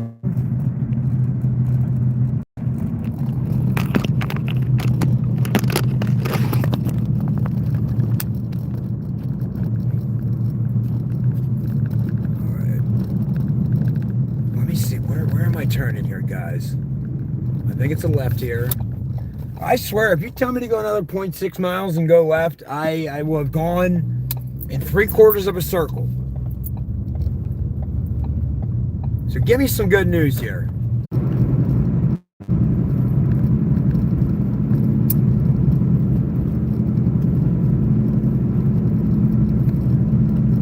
All right, I'm back. I'm on this road for 9.4 miles.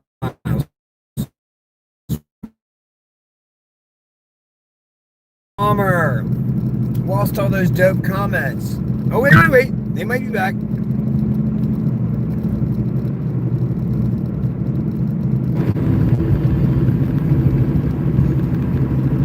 Oh, man, we're back live? I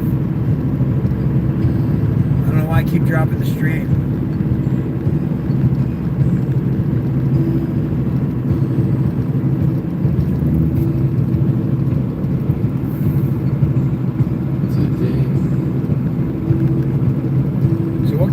Did I miss?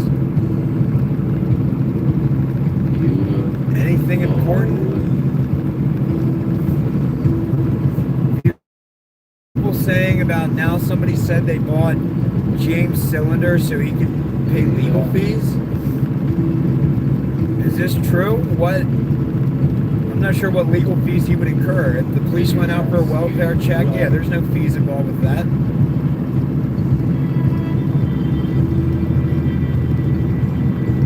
So it just sounds like they're just trying to keep this story going, or what? What are people's thoughts on that? Oh, good night. Have a good evening. Drive safe. Oh, yeah. Good luck with that editing, my man. I know. It's always, yeah. Chris is real good on those long edits, dude. I can do short stuff, but I can do the long driving, not the long edits. And Chris is a better editor any day, all day.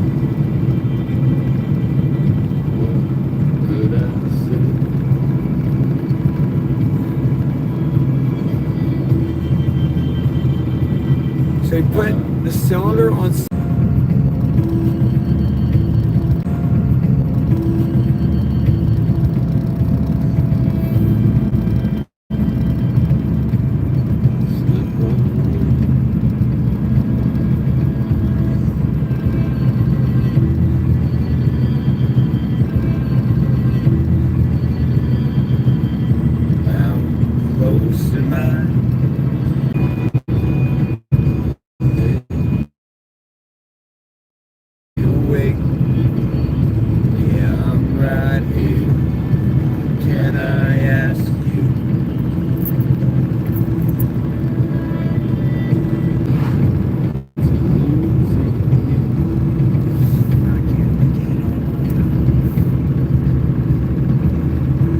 Because my heart is in Ohio.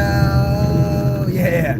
Cut my wrist and black my eyes. Cut my wrist and black my eyes. Yeah, dude, up to see. Man, yeah, that was what was nice about, yeah, running the mobile hotspot to the iPad is I can like use my phone occasionally. Obviously sparingly, I'm driving, guys, I gotta be safe. But now, man, I can't really like, yeah, I kind of got to go with Whatever songs, yeah, I got in this playlist. I don't think I've got...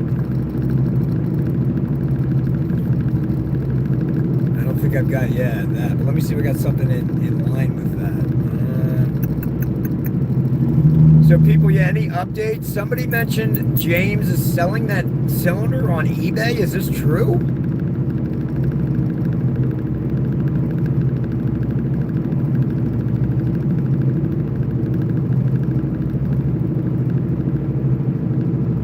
Yes, no? Somehow the chat's been going for a couple minutes here without it breaking, so... Oh, here's a good one. That's not really in that same vein. Alright, we'll just listen to a little bit of it. Just because I'm pretty sure Alanis Morissette wrote this song to, what is it, Danny Collier or whatever, the dude that was Uncle Danny or whatever in Full House. I guess the dude cheated on her or something. Listen to the lyrics. Think about it.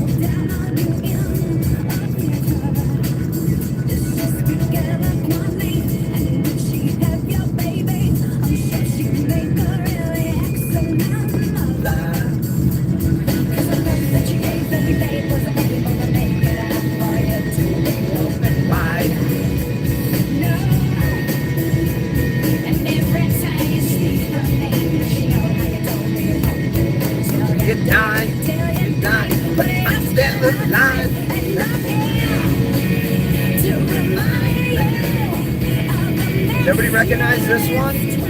Man, bummer. Really? Nobody knows Alanis Morissette. There we go, we got one. Hey,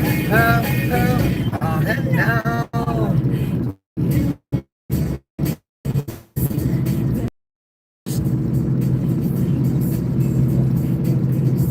He sold it at $380? Dude, that is insane.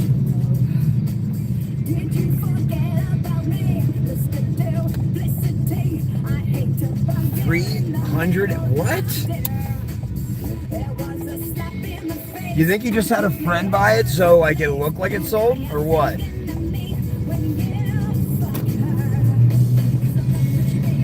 Because that seems, yeah, that's nuts.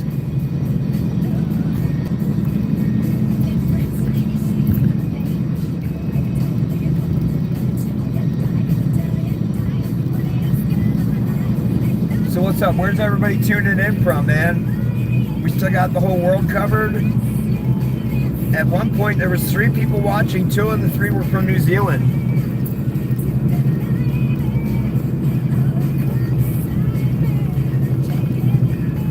Listed by a friend. Paid so James can pay legal fees. Man, I don't know what he means by legal fees. I don't think he would have incurred any... Oh my gosh. Dude wants caught up. Okay. Oh wait. Oh, Buried the Fruit. Yeah, I can't remember. You were in here not too long ago, so you know I interviewed him and stuff. I think the catch up is, yeah, somebody said he put the cylinder on eBay and it sold for $380, and it said the funds are being used to pay James legal fees. Which makes no sense. I don't think he would have incurred any now. Now, granted, I think some people on Discord may or may not have done some digging and may or may not have found something, and that something may or may not have incurred legal fees from that. I don't know, but I feel like that may have been resolved by now. But either way, yeah, I don't know why. Why the commitment to just not being truthful? It's like, hey, you said it was a hoax. Why not just be honest with everything moving forward? Why still? Yeah. Oh, now it's up to 406 on eBay.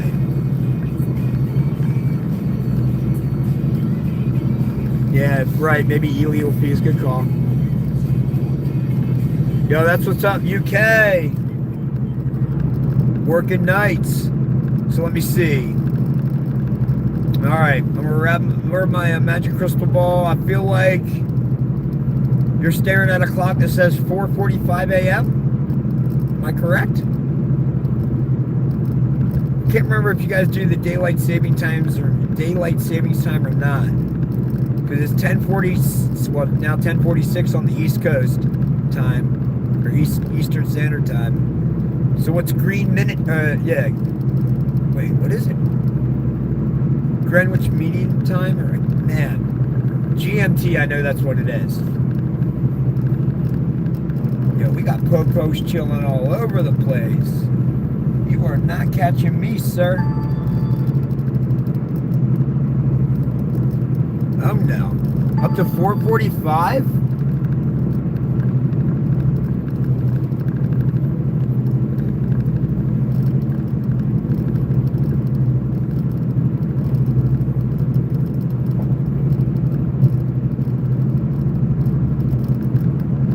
Close 3:45. Ah. ATM, what's that stand for? Atlantic Time Median? That makes sense.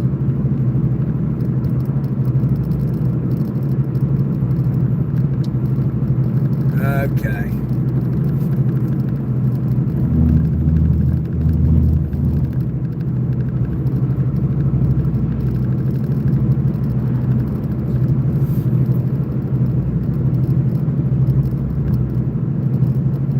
Oh, at the moment. Oh, okay. I thought you were giving me an abbreviation of like, yeah.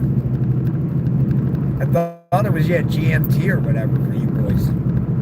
For you lads. Man. So I don't know what there would be to catch up, Bury the Fruit on. I think he keeps going live. Yeah, he posted this darn thing, the cylinder on eBay, which... Where can you watch the films that I mentioned? Oh, they're on 4:45 and go. Wow. So they're on Amazon Prime Video, Tubi, and YouTube TV, like the YouTube TV with ads or whatever. So if you have a subscription to YouTube TV, you should be able to watch it.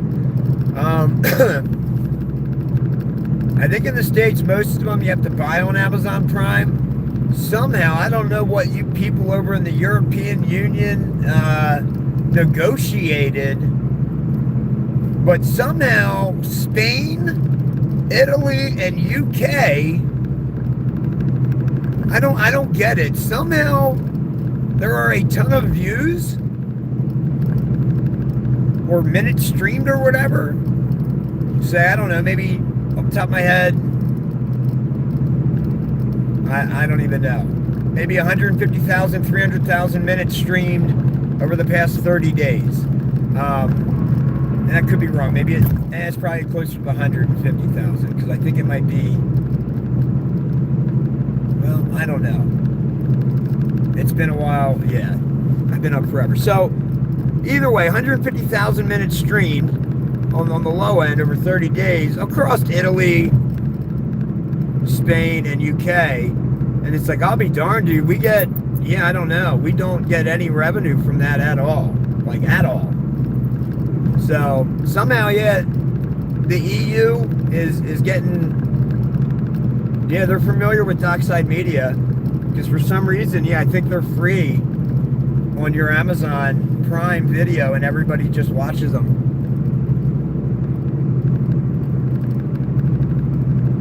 Oh, definitely. That's, dude, I would go with, if you're into aliens and UFOs, which, like, you're from this topic, I would go with In Plain Sight, the intelligence community, and UFOs. That's our I feel that's our best one. That was the most popular, played the best, had the widest reach, all these things. So I think you would like that one.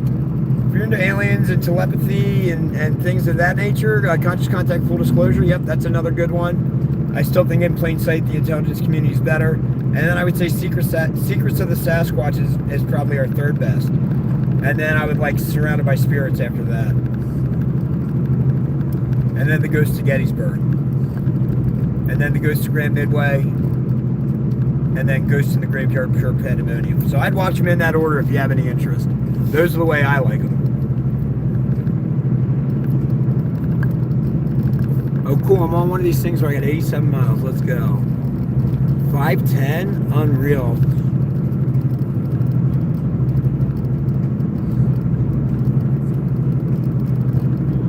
Yo, well, I would say grab the snacks for you, but yo, let's not remember, I said I was going to do a 48-hour fast on this whole trip.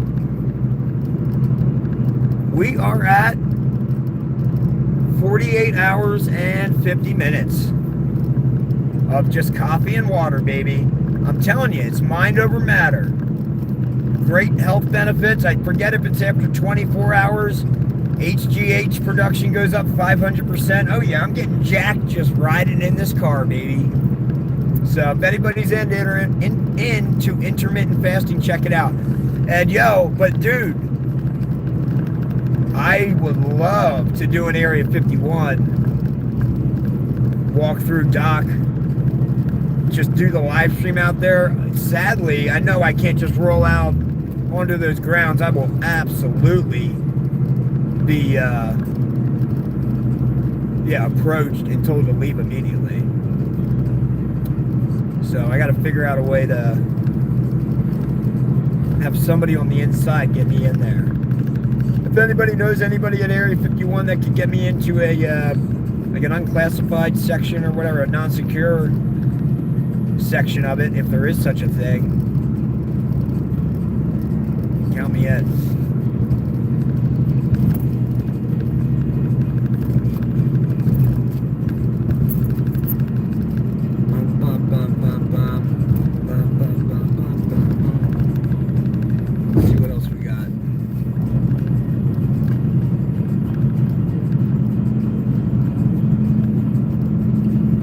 The new Area 51 first. Yeah, no, good point. It's definitely out there. Peak Health. Let's go. Once a month or how often? So normally I do intermittent fat, which is like mostly I'll go 20 hours without eating and just do water and coffee. Like black coffee, no cream or sugar, because then you start producing insulin, you break the fast. No good. So to get the health benefits, the autophagy, where your old cell parts get broken down and repurposed into new cells, and anti-inflammatory properties, which I feel like definitely works, because I never could get rid of poison ivy. I got it here recently in July, and my body fought it off for the first time in like, I forget. A week it was clearing up, 2 weeks it was gone. It's like, oh, I always had to go get steroids, prednisone, every single time to get rid of it. So, 20 hours no eating, and then like a 4-hour window, I'll eat like 2,500 calories. And that's like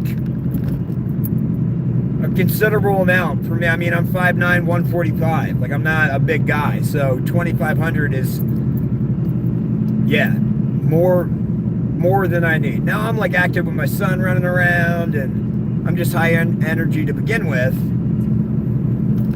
But yeah, that's what I've been rocking, and it works great, man. Great energy, good mental clarity. Now granted, at 48 hours no sleep, it really doesn't help a whole lot. But I can tell you right now, I'm feeling a lot better than I would if I would have smashed some food. I'd be laid up in my car right now taking a nap, in fact. So I do that 20 hours no eating, 4 hours, yep,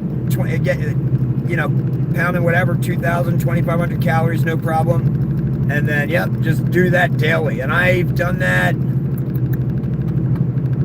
man, I think I started in January or in November, so 11 months now, almost a year. I wanted to do it before my son, ex-wife, and I went to Hawaii on a Make-A-Wish trip, because my little man has cystic fibrosis. Dude, the kid's crushing it. Lung function is 130%. So he's like almost 1.5 times lungs more volume and stronger than kids his height and weight. Not kids with CF, just straight up kids. So he's like his dad, man, the power of positive thinking. He's a heck of an athlete, and yeah, tough as nails.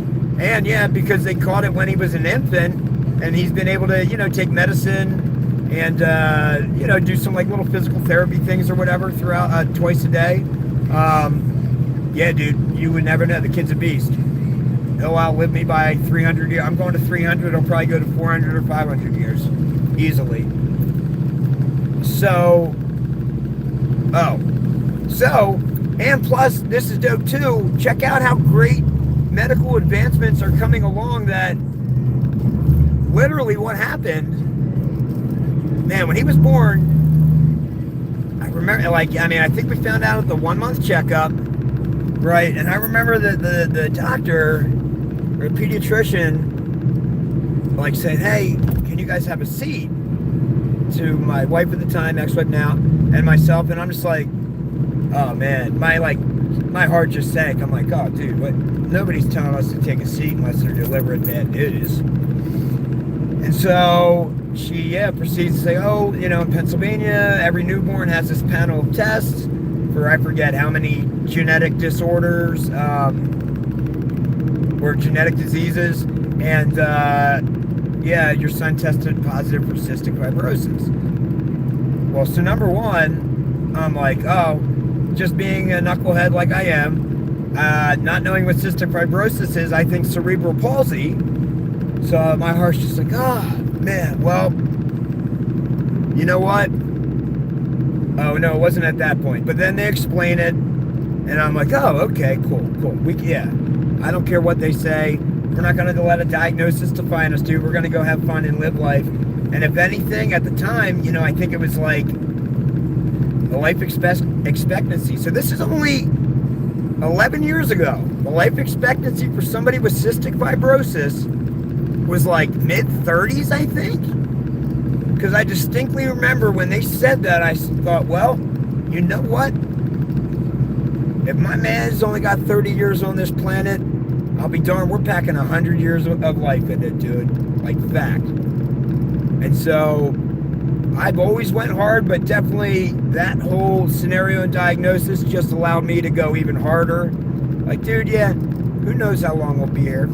And so, fast forward 11 years where it's like, oh yeah, the life expectancy for somebody with cystic fibrosis is, yeah, just it's regular with everybody else. Like, dude, how crazy, how fortunate am I and my son that he was born, and his mom, that he was born, like, yeah, just at the right time, where he's perfectly healthy and fine. And so, what happened was, the advancements are so good that they're like, hey, he needs to use his Make-A-Wish, like, get it in before the end of this year, which was last year, like last December. He needs to get it. Oh man, thanks for hanging in there with me, guys. Oh man, thanks for hanging in there with me, guys. Keep losing connection. But, so to wrap that up, yeah, the doctors or whatever, they're like, hey, he has to put in for this Make-A-Wish before January 2025, or else, yeah, they're taking it off the list. It's no longer a candidate for Make-A-Wish. So I was like, oh, bro, hey, where are you trying to go? And sure enough, it was like Hawaii. And so, yeah, that trip was like the end of February. And so I remember it was like the first week of March, and I'm like, yeah, you know what? I'm gonna see if I can get a 6-pack by the time we go to Hawaii. So that's when I started the intermittent fasting, and then I was doing like some resistance band training, just like 15 minutes a day, or 5 days a week or whatever, or 6 days a week. I guess it was 6 days a week. But just 15 minutes with resistance bands, so nothing hard. And then the ex-wife, she was like, hey, do you want to do this 10K Super Spartan? Which is this was a 10K race at a Poconos ski resort where you're running up a freaking ski slope, dog, jumping over, 5 foot, 8 foot walls, climbing up. So there was 25 obstacles. Some of the lifting ones I just couldn't do. It was brutal. But so I did all that like resistance band training and intermittent fasting, heading into that. Did well for 40 years old. I'm real proud of myself. I forget I was in like,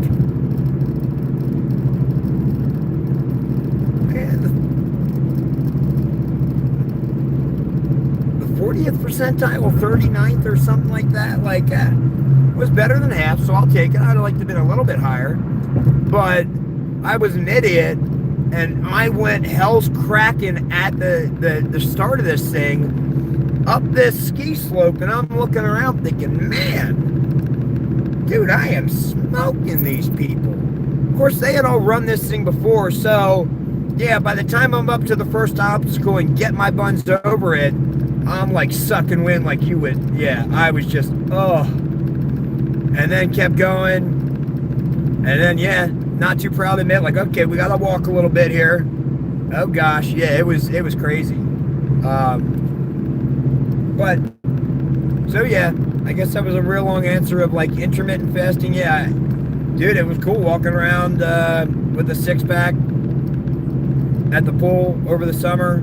Yeah, but, like, minimal training. Just, yeah, it's good for you. And I don't know if the body's necessarily meant to be digesting food 24 hours a day, every time you're eating every 6 hours or whatever it is, or 4 hours.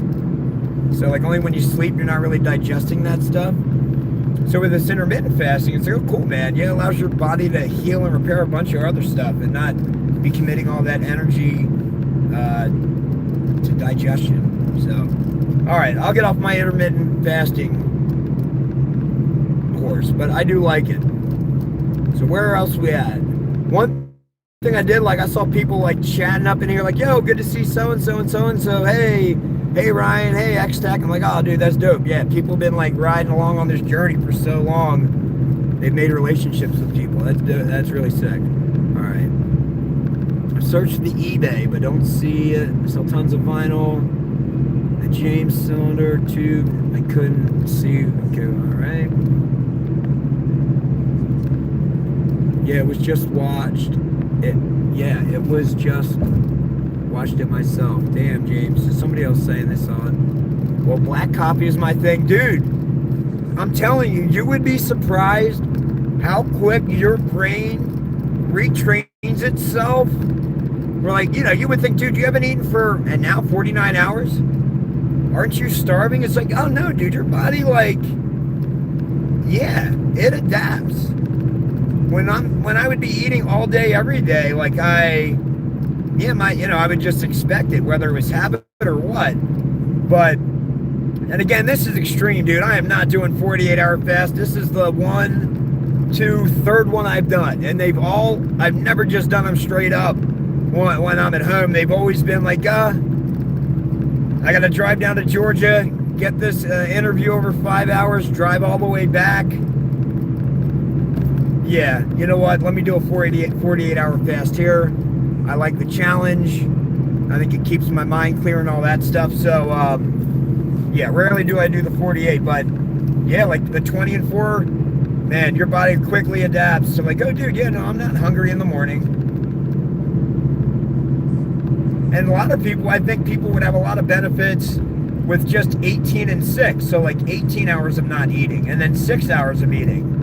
So it's like, oh man, you could even eat at like 9 a.m., noon, and 3. But yeah, if you really wanted your 3 meals, you could just smash them all right then. I think you'd find like, man, I'm really not, yeah, I probably am just better off just eating 2 meals. So, all right. Stop commenting about anything to do with intermittent fasting. I got to get off this kick.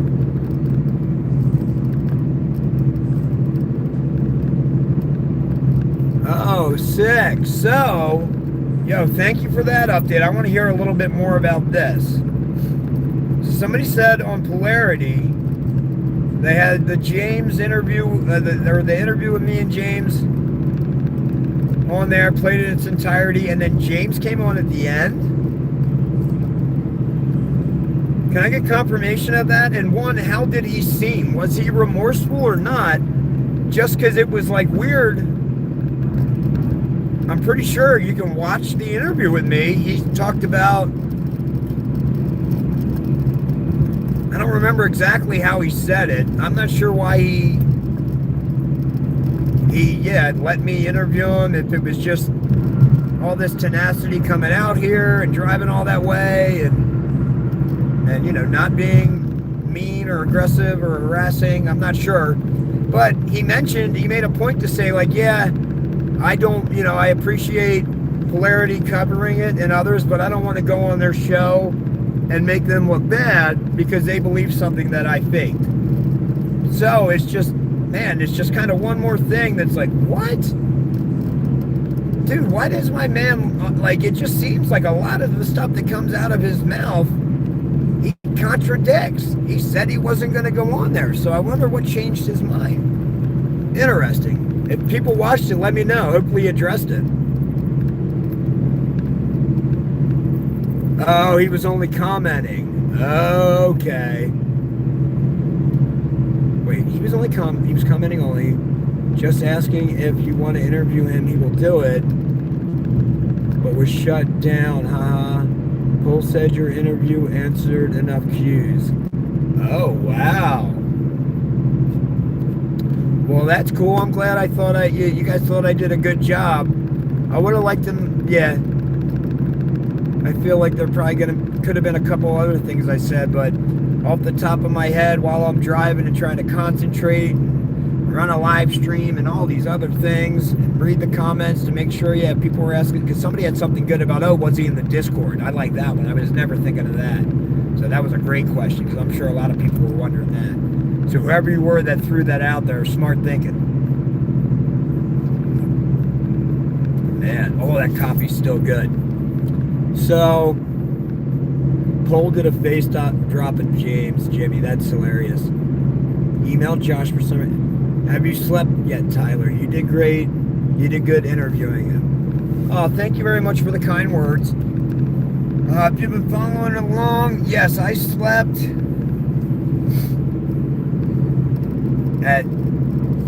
from 6:20 Central Standard Time to 7:50 Central Standard Time, all in the AM. So I got an hour and a half sleep.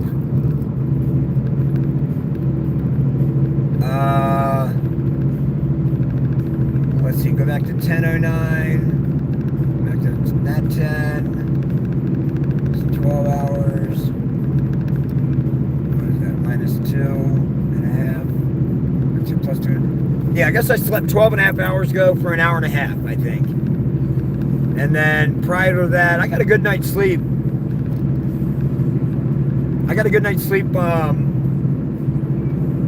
Sunday night.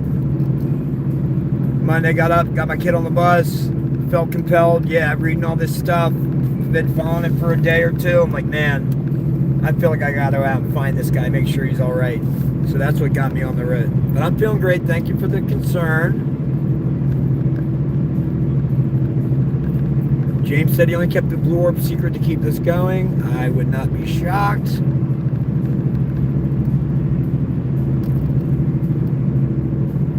People said, yeah, Cole said not answering the like cues was probs. James trying to drag it out more, but thank you, legend. You're too kind. What a great drive with you. Yeah, no, this has been dope. TT, I could hear your brain working while multitasking. During that interview, it was epic work. Oh, you're too cool. You are too cool. I'm surprised I didn't blow a gasket. 4:09 here. Nice. Soon be morning. Yeah, no, I wish that sunlight was coming up for me. That'd be great. It says 6:07, so I lost 5 minutes somewhere. It's 11:10. So what is that? Like 7 hours? Man, that's easy peasy. I had 9.5 when I started this stream. I guess we've been running. It says an hour and 50 minutes. I think it broke up once. Let me see what other comments we got here.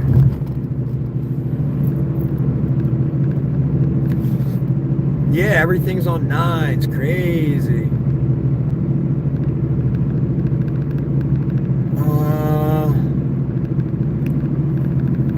So yeah, no, everybody, yeah, what you mentioned about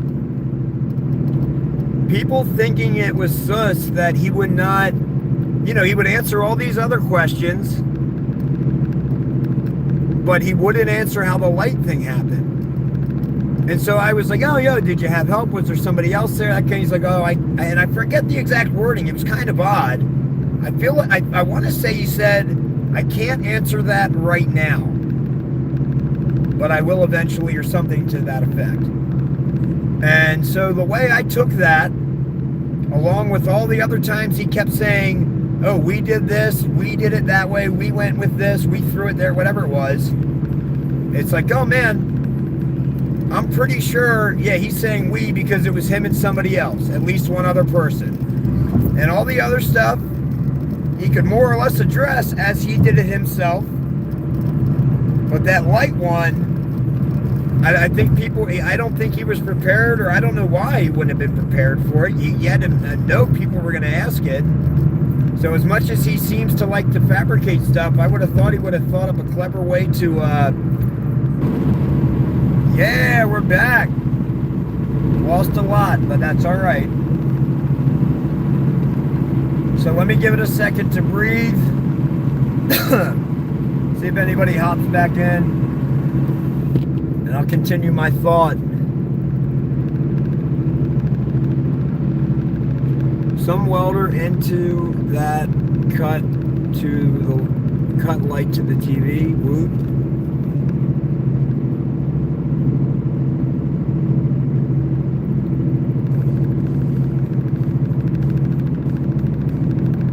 The light was a health hazard, and he was told not to say in fear of replication by other members of the public.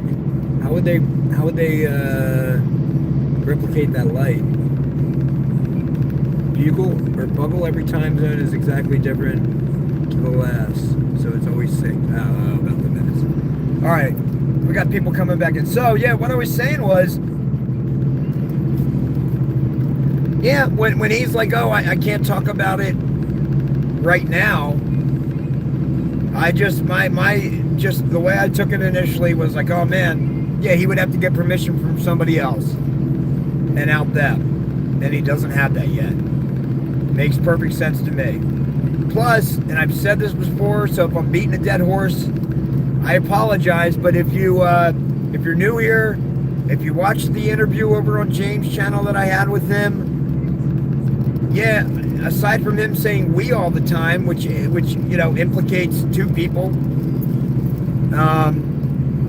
or infers two people, he also, I'm like, man, did you do any, watch any, Grand Mal seizures scenes? Or, how did you get that down so well that people were commenting, yeah, no, I know that. I've heard that before. That's what it is. And he's like, no, I just got lucky. I just did it. Oh, wow. So that's crazy. And he's like, and I said something about, I can't remember what, but he's like, oh, yeah, no, I just, yeah, and then he just explained, yep, no, I just did it, and then I just laid there for the entire time. I didn't move, and I just took real shallow breaths because I didn't want people to hear me breathing. So I'm like, oh, wow, dude, no, that's commitment. I'm sure that's hard. I know, especially thinking about it. Oh, I can only take a shallow breath. It makes it even harder. So then when he goes on to explain, he explains to me how the audio after he falls, like the arc flashing and whatnot, and the bowel evacuation and all these little things, oh, well, that was on a separate phone, and he had all those sounds pre-recorded, that whole track. So, okay, and then he sat it by the phone that he was recording on and dropped and played it so it could play through. It's like, okay, that tracks with me. I don't have a problem with that. And then he also says, I asked him about the light and, how it appeared there was some light searching the room, or some people even thought maybe an orb. And he's like, yeah, I took the second phone and I used the flashlight on it and I shined it down at the ground by the lens to get it to, come up under and get those images. It's like, oh, cool. Yep, no, that all makes sense, James. That explains it all. Only problem is, you told me 3 or 4 minutes earlier that when you went down from that fake seizure, that you didn't move for 20 minutes straight. So who's the one that's operating the second phone and hitting the play button of that pre-recorded track by your phone that's recording? And then, yeah, who's also the one that's shining the flashlight and picking it up? If you hadn't moved for 20 minutes, like you initially said, well then, yeah, that means there had to be a second person. So, dollars to donuts. My belief is, yeah, he had help. All right, what other questions we got up in here?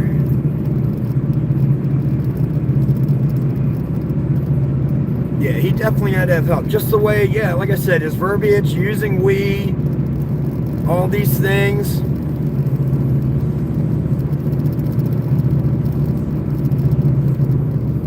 Yeah, the motor against radio, that was nice of him to explain. He did say, yeah, the light switch one was, or when he walked into the room, that was just how it happened. He just got lucky with that.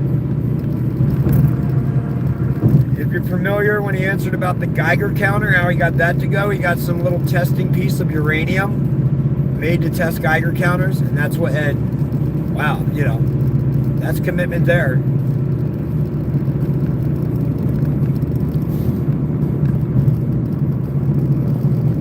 Oh, even committed to ruining his pants, so of course it is method acting,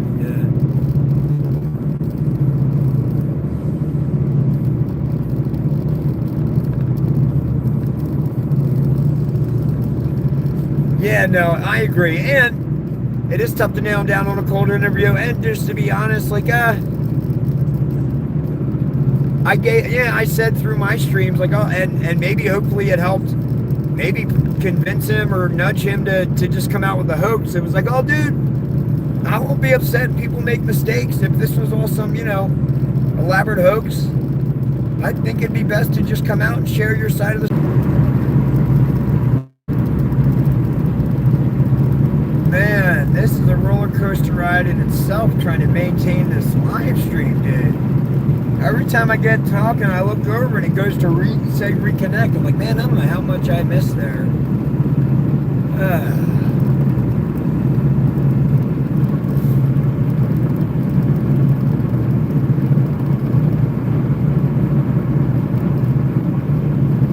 Oh, we're talking about the cold interview. Yeah, and I gave him my word. Like I said, I was helping maybe nudge him. Like, hey, man, if you just come out and be honest and it was a hoax, like, I think people will respect you and I won't be upset. So I'll know you're all right. And, yeah, there's still a story in that. You can explain your side of it.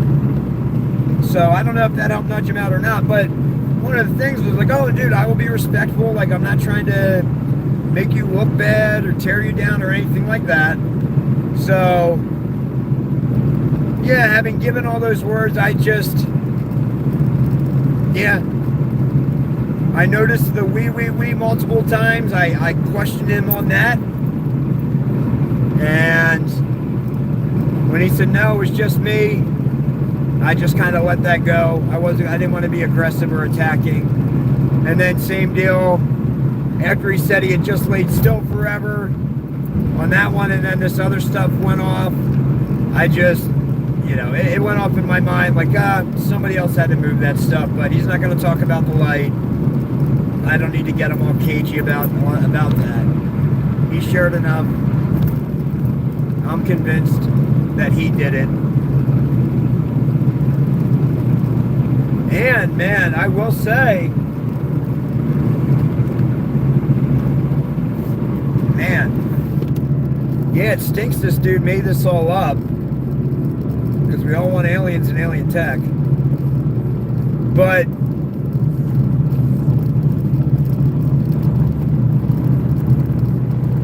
that's crazy that he explained how he made that one video, and in the description he's like, hey, YouTube removed my previous one, the long stream or whatever it was, where you can see the object flying, because I said whatever words were are banned by their YouTube guidelines. I said those words, and so they took it down. but here's an edited version, and it was just a still frame of that cylindrical UFO in the sky, and it's like, dang. He said, yeah, on the interview thing, he never had that other video never existed, was never posted to YouTube, but because he said it did, people commented and said, yeah, no, I saw it. So isn't that wild how powerful the mind is, dude? People were convinced they saw it, even though it never existed. Wildness. And yeah, I mean, wow. Just, I don't know, very sharp thinking to even do that. Man.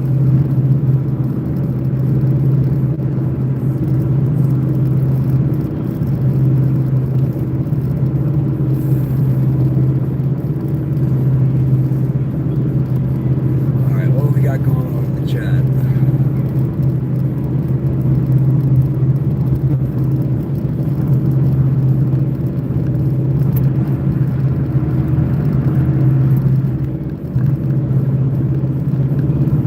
Stuff's going so fast, I can't.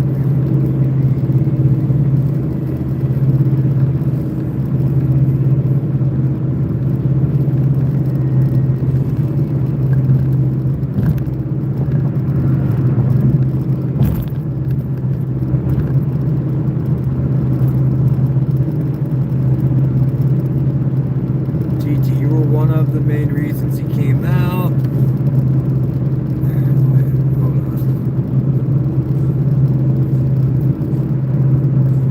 Masterful. I'm like, man, there's so much stuff.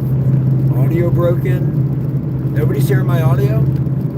I noticed the weed too. Okay, cool. I'm catching up. Selling on eBay, yeah. One of the main reasons he came out. Tour de force. You're too kind. Thank you so much. I hope I played a little part in helping him come out.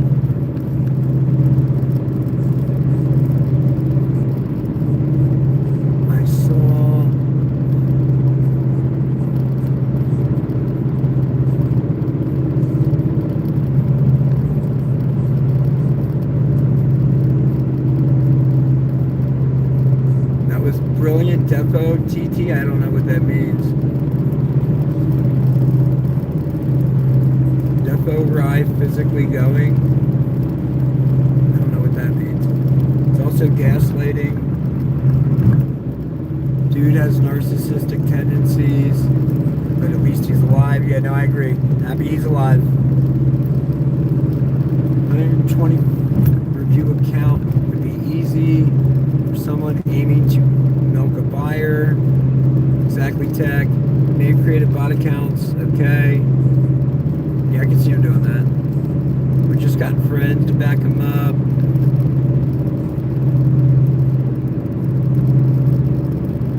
It would be wild if someone dropped the OG video they ripped. Oh yeah, somebody said they ripped the OG video. Yeah, no, that would be cool after he said it never happened. The rate I keep just kind of catching lies or inconsistencies. Yeah, I don't know. I wouldn't shock me.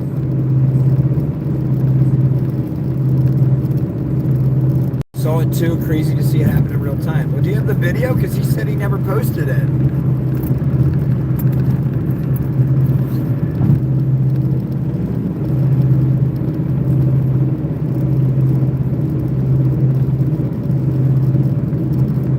Yes, I'm a man on his alt account. Hopefully someone saved those.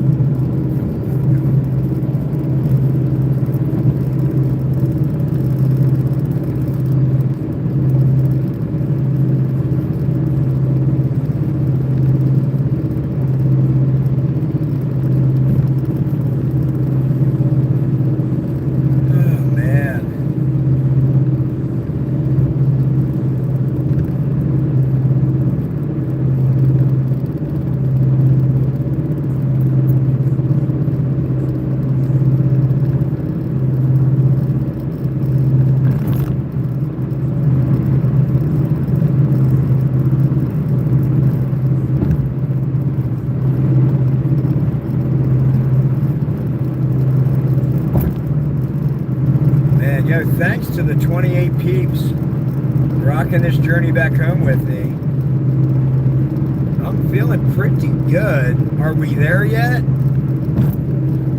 Not quite. We got 6.5 hours.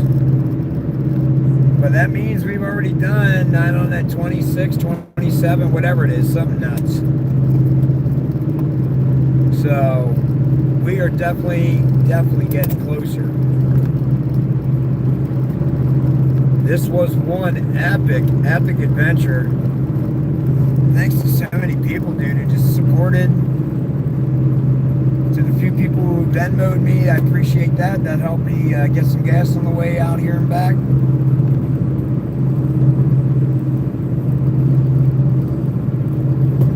But we're hungry. Now I feel you, but man, in 6.5 hours, I know if I eat something right now, dude, all my blood's flowing down to that stomach to start, you know, getting all that digestive process going, dude, and I'll be out. And after all this time up with only an hour and a half nap, I feel like I'm going to be out for a minute. I don't know. I could pull myself out of a 1 hour nap there, but I'm feeling so good right now. I think I'm just going to get home, smash as much food as I possibly can, go to sleep, and wake up feeling like $1 million, because I just conquered some epic journey where I said I was going to go out. I said, man, look, with everybody's help, we're going to find him and we're going to get answers. So we didn't technically physically find him, but he did admit it was a hoax. We did get an interview over the phone where I was able to ask a lot of questions on how he pulled it off. Excuse me. So this was absolutely a victory in my book, and everybody made this happen.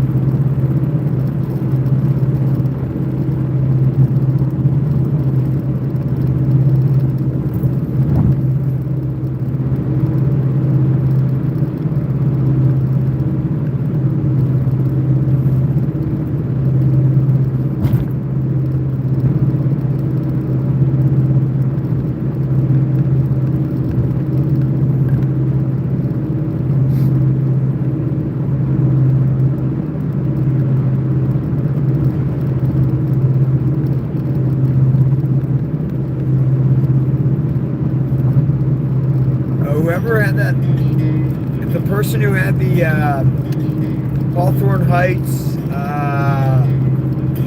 Artisan Ohio song or whatever it was. Here's one you might remember.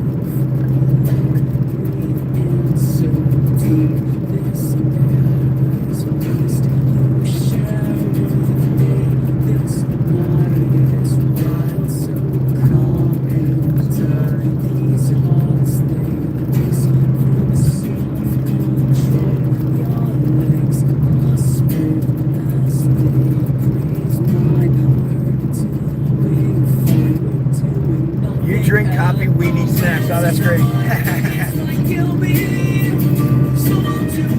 Oh yeah, I'll get you some.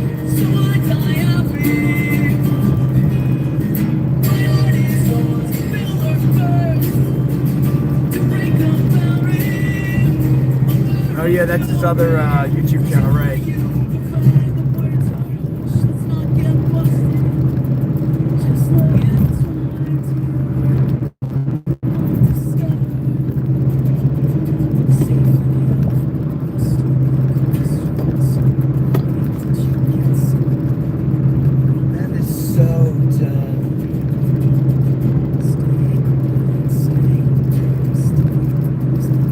Mandela effect. No, good call.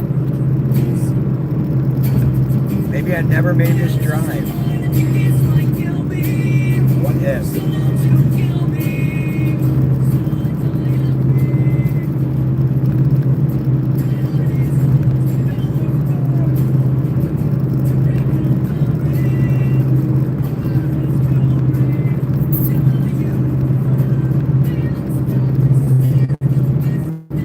Am I alone, dude? Oh yeah. Where you been for the last 31 hours or whatever. Almost 32 hours. I've been alone this whole time.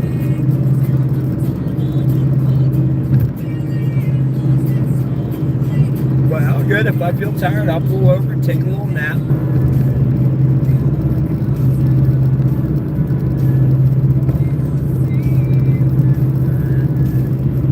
Man, how does this thing just keep dropping? Crazy.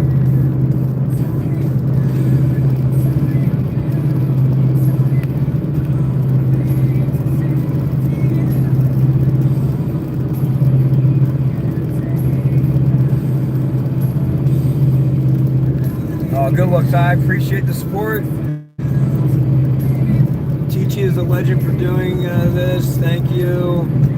Oh yeah. No, I mean, yeah, it was totally worth my time and effort and energy and all this stuff. Like, some people chipped on in on some gas money. Mad props. Much appreciated. And yeah, I'd rather know it was a hoax right now than be wondering here for the next couple weeks or months. Dude, did that guy die? Why is there nothing in the paper? How has nobody found him? So when I saw people saying, oh dude, I'll go, and oh, I'm 2 hours away, oh, I'm 3 hours away, and Moose or whoever going out there and then taking a picture of a selfie at the crossroads. It's like, oh man, I can see nobody else going out and doing this.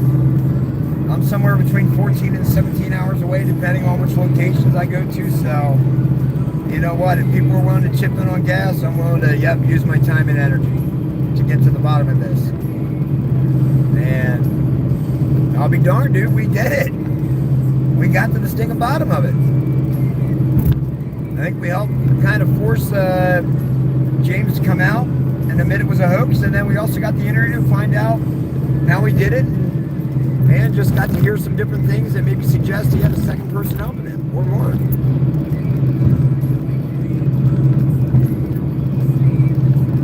Gonna need to change states. Your state isn't crazy enough.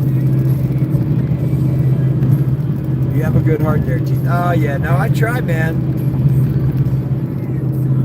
It's pretty tough to bring me down. And I always go down swinging, baby. I don't care if it's like fourth quarter and we're down by 4 touchdowns. Oh yeah, now until that last whistle, yep, we can still win this. Boom, long touchdown, onside kick, recover it, long touchdown, onside kick, recover it, long touchdown, onside kick, recover it, long touchdown, 2-point conversion, we win. Game.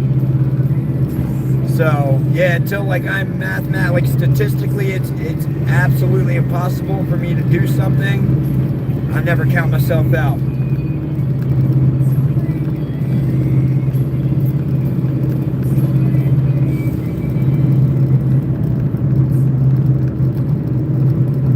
Yeah, the found footage horror documentary we just filmed.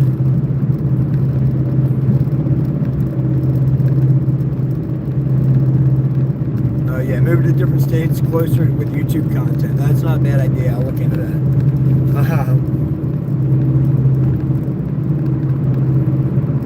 Yeah, I don't know what I was gonna say, but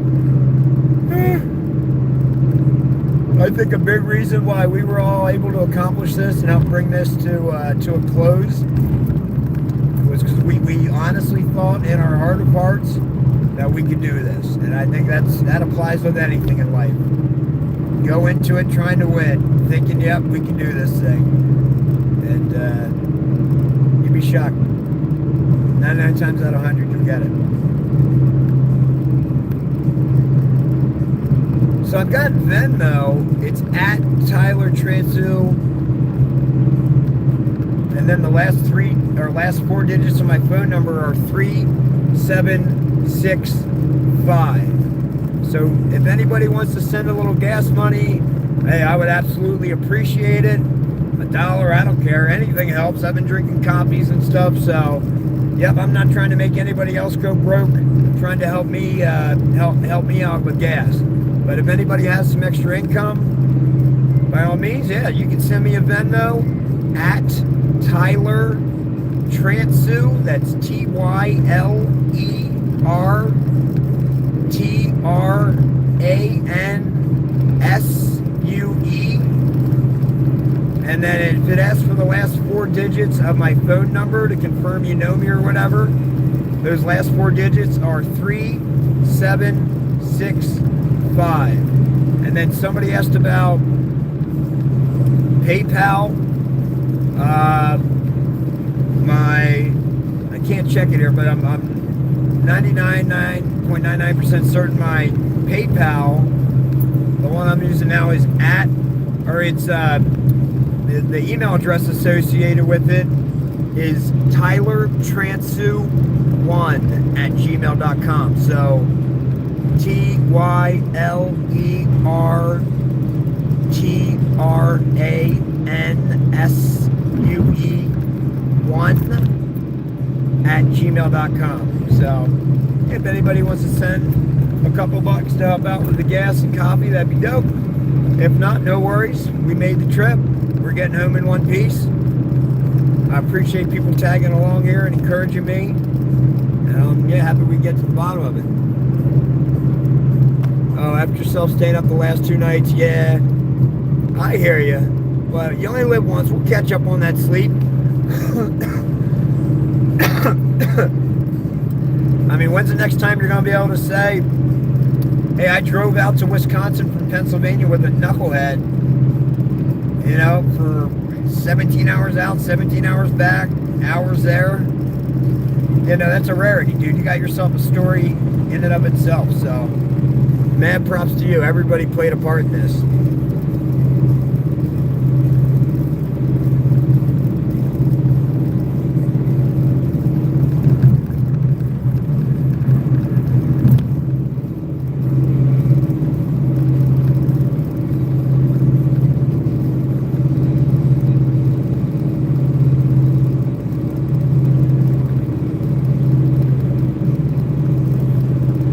Good luck with that night shift out there. Hopefully this stream somehow gets you a little closer.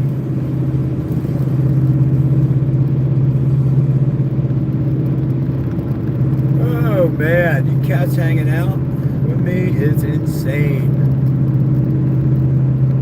I feel like I'm gonna take a pee at some point. I saw that rest stop back and totally missed it. Glad you feel our presence with TT. Oh yeah. No, I definitely do, man. I thrive off that joint. To some degree, I don't know. I wouldn't be shocked if we're all, you know, connected. If we're all a piece of the same source trying to experience itself. Wouldn't be shocked there. The whole thing with quantum entanglement. Me entangling two electrons, and I can spin the one clockwise here, and I can put the other electron anywhere in the universe, and it'll instantaneously spin counterclockwise, like the opposite of whatever I did, and it's way faster than the speed of light. It's instantaneous. It's like, okay, we know that happens. We don't know why that happens. There's got to be some sort of string connecting those two things that we don't see. So yeah, that stuff's sick. So like, yeah, us all being part of the same thing. Yeah, I don't know. I have had a number of times where I haven't talked to somebody in a long, long time. I happen to be sitting there at the computer or wherever, and I think of them, and then boom, I get a text from them, or boom, I get a call from them. Yeah, it doesn't happen every time, all the time, but man, like statistically speaking, it happens. Yeah, more than it should. So what's that about? Are we all connected? Potentially. So I think it is possible for me to feed off everybody else's energy, you know?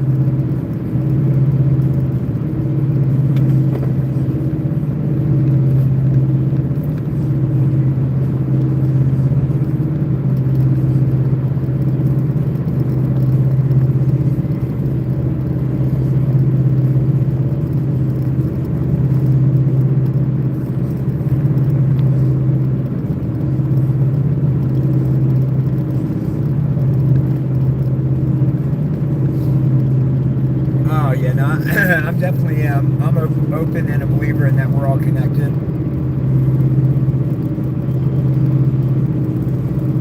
Even to the point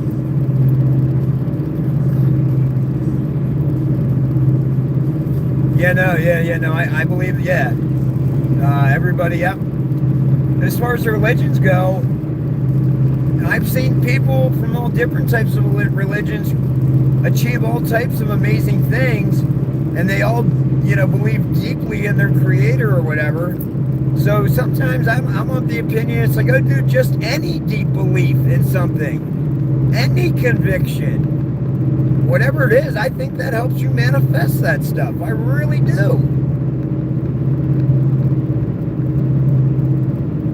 And with people all being connected, it's like, I'm probably going to butcher this, so somebody please correct me in the comments, but it's like, oh, didn't multiple civilizations like discover fire on different continents at the same time? Didn't multiple civilizations start agriculture at the same time on different continents? Whatever it was, it's like, oh, once you reach like a mass consciousness of something, then that tool or that idea is immediately transferred to everybody, and they're all aware of it. It's like, oh, bro, I could see that happening. That's crazy.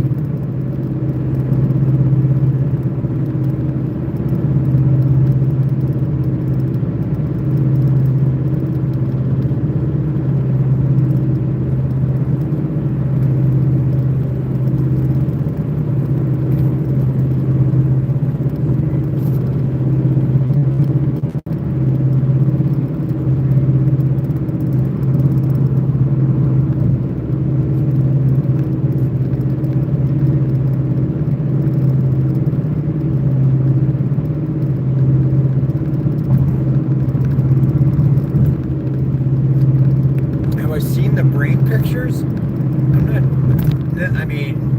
I've seen a picture of a brain, but I don't know what the brain pictures you're referring to. I feel like it's got to be something specific.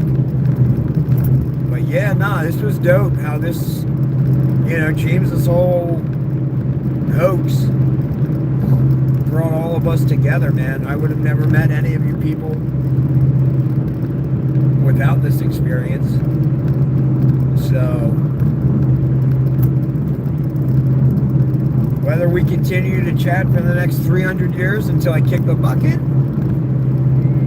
or it was just meant to be for tonight, it's like, I appreciate it all the same. I really do. The fact people took time out of their days and their nights and their weeks and schedules to hang out with me on this car ride, entertain me, keep me awake, help think of different things to try and do, and what to ask James in the interview, and what addresses it could possibly be, and hey, Discord, yeah, they have this. It's like, oh, dude, everybody was just massively helpful. I saw the word teleport. Yeah, no, if somebody could teleport me, that would be sick. That's why we need to live to be 300 to experience this and learn what this is. Agreed. Give me the full 300. I'm thinking we were born in the time that, man, we can make it happen. I feel like I've helped manifest a lot of stuff in my life. Number one, I don't think anybody in their wildest dreams thought marijuana was getting medically legalized in Pennsylvania, like, forever. Somehow it did. I really wanted that to happen. I don't know. Maybe I had a little something to do with it. Yeah. This whole filmmaking production company. Like, if I was born 30 years earlier and liked marijuana, it's like, oh man, it would have never happened. But dude, I was born just at the right time where in my adulthood I can be like, oh, you know what? Like, this isn't a shameful thing. This is medicine. This is, in my opinion, less harmful than alcohol. More benefits. Yeah, no hangovers, no physical addiction or anything like that. Blah, blah, blah. So it's like, oh, dude, for me to just be like, oh, dude, I can go get this card and do this legally. Wow. It's like a dream come true. So that, man, stumbling upon filmmaking when I did, again, I'm born 20, 30 years earlier, and I gotta...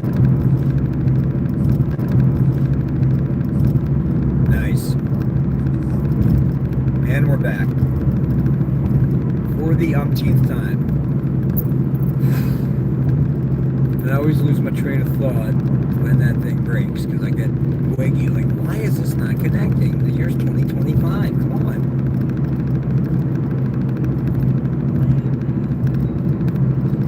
Yeah, I was going to town on something.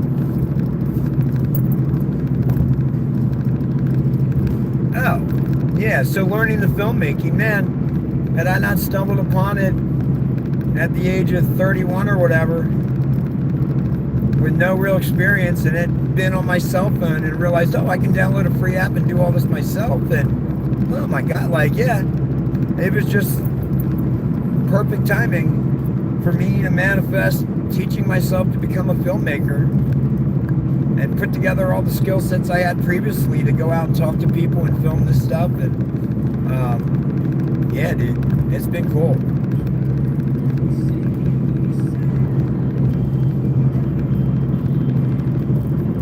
So yeah, some people may say this is a waste of time, but I think this is all great timing.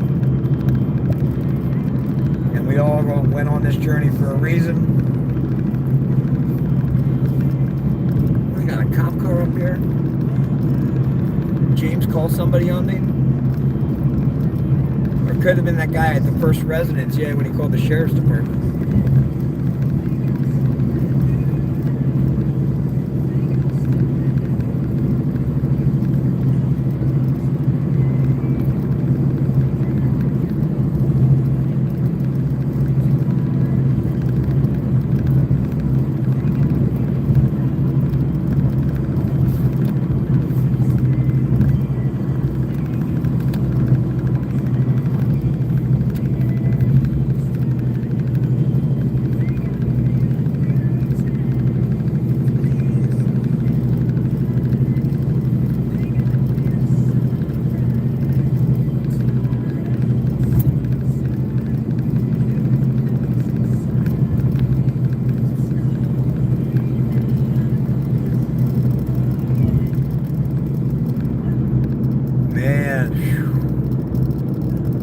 Making great time. We're feeling good. Coming up on midnight here, Eastern Standard Time. Looking at 6 hours left. Near Akron, yeah. Yep, I'm passing what, exit 151 for 611 Sheffield Village, Avon. Not to be confused with Stratford upon Avon, which was where I believe my boy Billy Shakespeare resided. Somebody in the chat from the UK, correct me if I'm wrong, but I want to say Billy Shakespeare resided in Stratford upon Avon. Final answer. We got 19 more miles.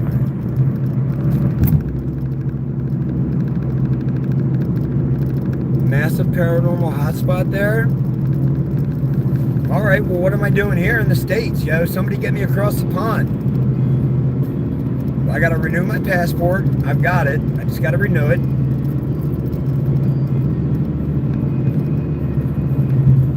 And yeah, I would definitely check out, dude, the UK.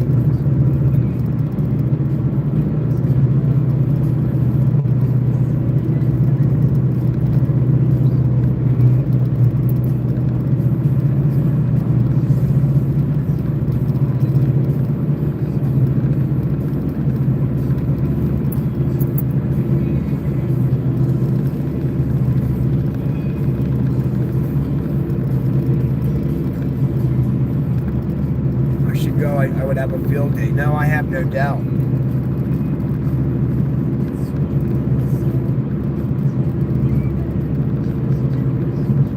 Well, let's hope this studio purchases that docuseries I was talking about that we have done called Historically Haunted with Amy Bruni. And if they do, oh yeah, I'll be on the first flight over to the UK. For sure. I have no doubt we can find some stuff over there, and it would just be fun. I've never been. So, oh yeah, I'd be all about it. 23 people watching this car chew up pavement. You guys are troopers.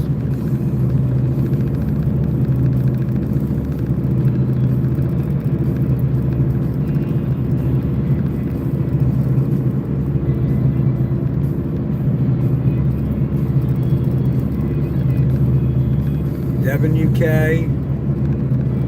The old Mansfield Reformatory Prison is haunted. Okay. I'm picking up what you're putting down.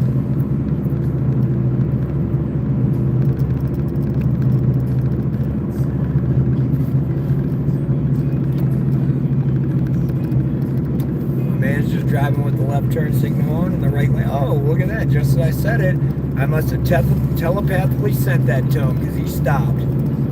You're welcome, kind sir. We are all connected.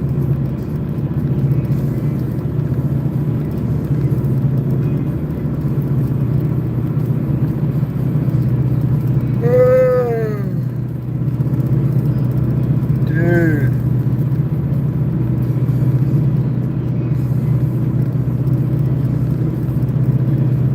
Alright, yo, somebody do me a favor.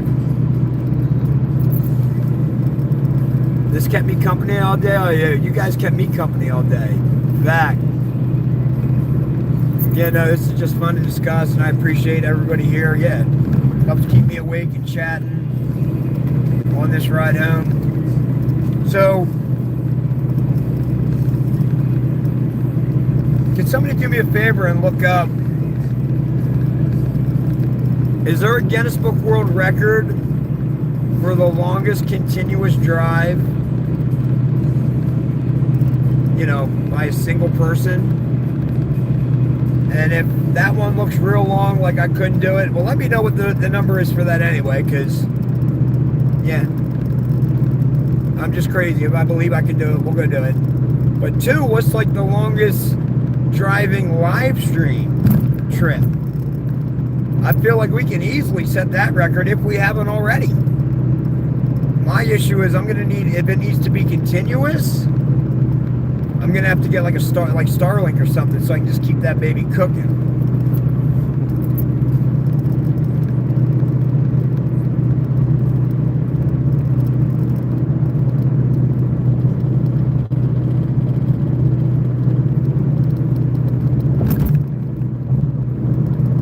No yawning. Oh no, I'm good. Chain smoking cigs the rest of the way home, baby.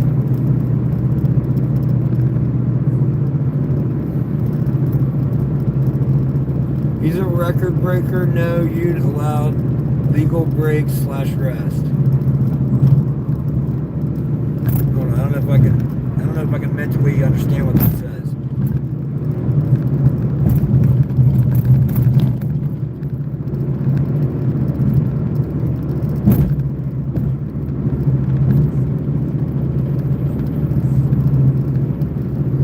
No specific Guinness Book World Record. All right, well, let's contact them.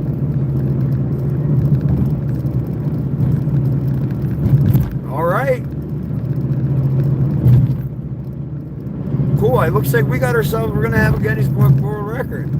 Now, I'm going to have to do this again because the live stream was not continuous. Longest continued drive went. Emil, and that looks like 2 people, so I don't know how that was by one person. Where'd they go? 500,000 miles?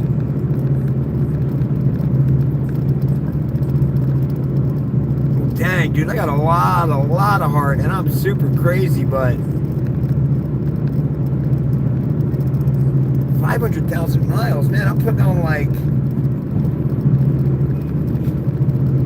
yeah, 2,500 maybe. I feel like that's got to be incorrect. I feel it wasn't single per, it was those 2 people, and they just kept rotating. So 500,000 miles.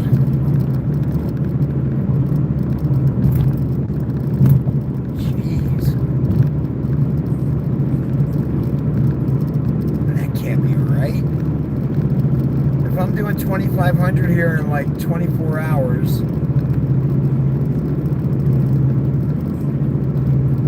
So one day, I'm getting 2,500. And It's 100 days for 250,000. And to get 500, they would have drove for 200 days straight? I don't know. That sounds crazy. That's just back of the napkin math, though. I could be off on that, but that sounds pretty legit.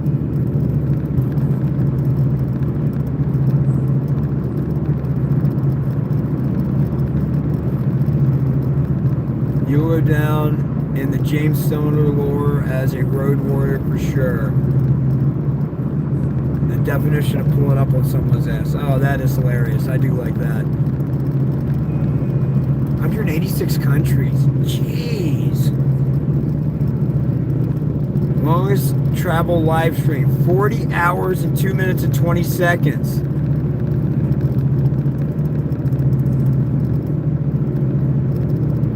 Man. Are you kidding me?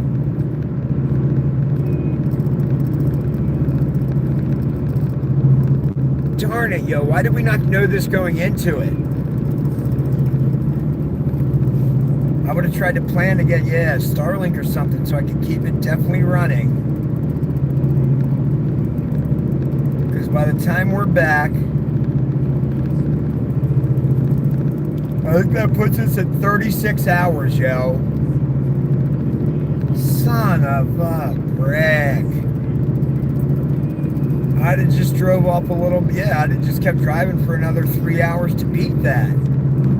Oh my gosh, dude, we could have totally done that. Now, did it have to be continuous driving and live streaming? I wonder, because I did have to take that hour and a half nap, but I could have kept the stream going.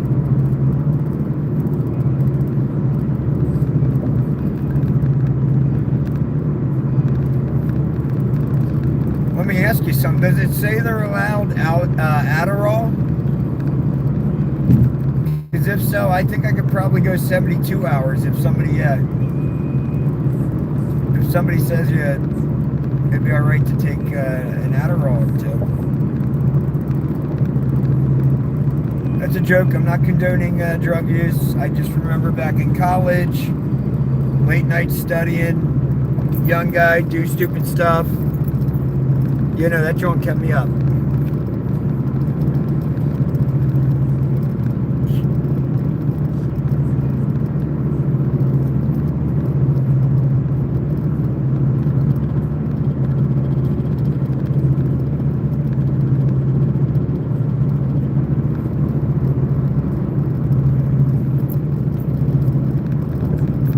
Yeah, we got to do it again. No, I agree.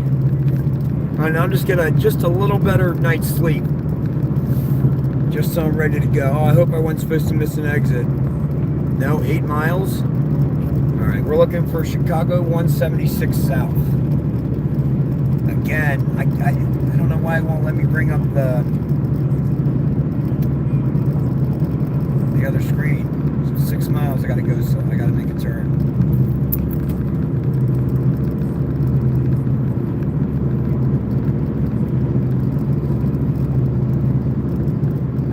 Yeah, true. The truck drivers of those live streams, and they've got a lot of that Columbia marching powder. You know that, dude. A little booger sugar and some meth. Yeah, no, they'll haul freight all day, every day.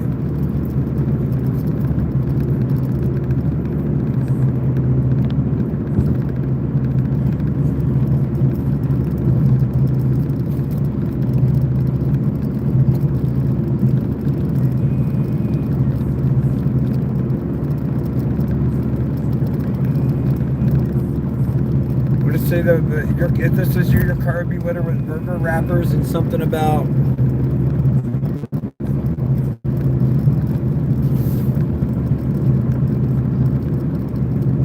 and a good old what if James gets crazy stopper. Ah, okay.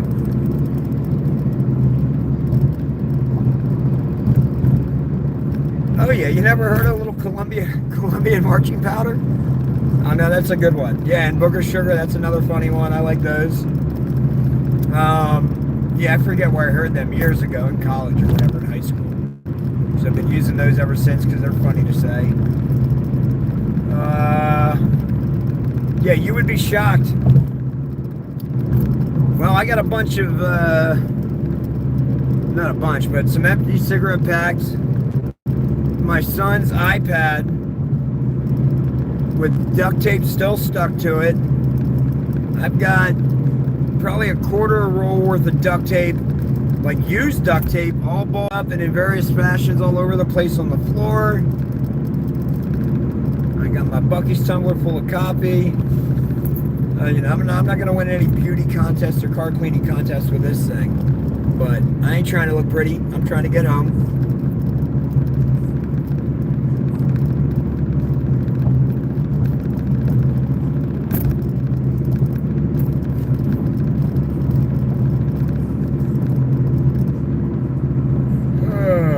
Looking for 176 South.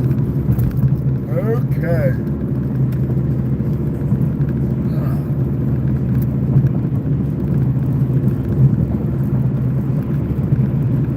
I'll be interested to see what my voice feels like tomorrow after I wake up. Dude, this has been a lot of talking. Oh, TT will be a major part of the folklore. Oh, you're too kind. I don't know. That would certainly be cool, but I think it was a real team effort, and I'm just happy. I'm happy I could play a part in, you know, having him come out and admit it was a hoax. But again, it took all the people on the live streams and Reddits and Discords and you know everything you guys were cheering me on here and giving me tips and feeding me tips and emailing me tips. It was great sport. I loved everything about it.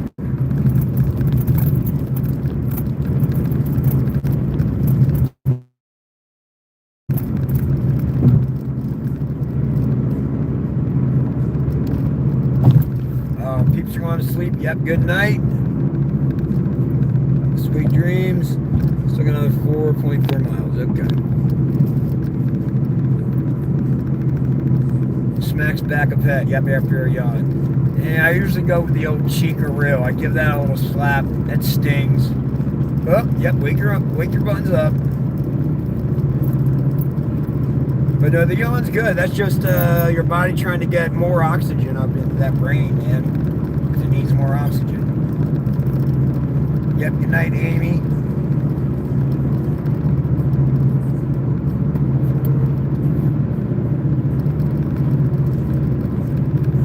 Next time it'll be real. Hey, that's the idea. If it seems to be valid and trustworthy and on the up and up, I'm there. This whole thing had people scared. A lot of people, nobody could really pinpoint exactly what was going on.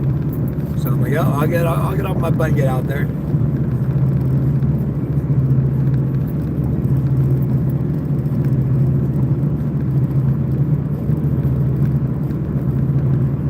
Don't even sweat about the hoax. Yeah, if you can Venmo, cool. If not, don't even sweat. Everybody's got bills to pay.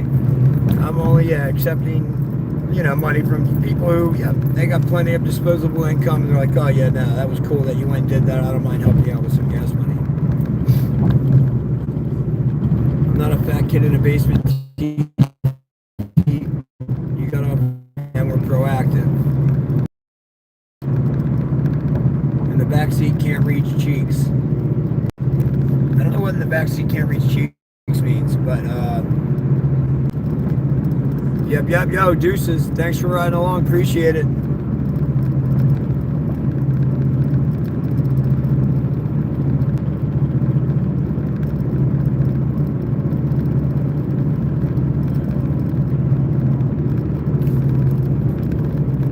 What I got? Another 2 miles. Okay. And then what am I doing?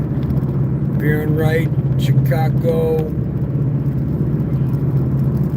70. Did I get turned around? Am I going back to Wisconsin? I hope not.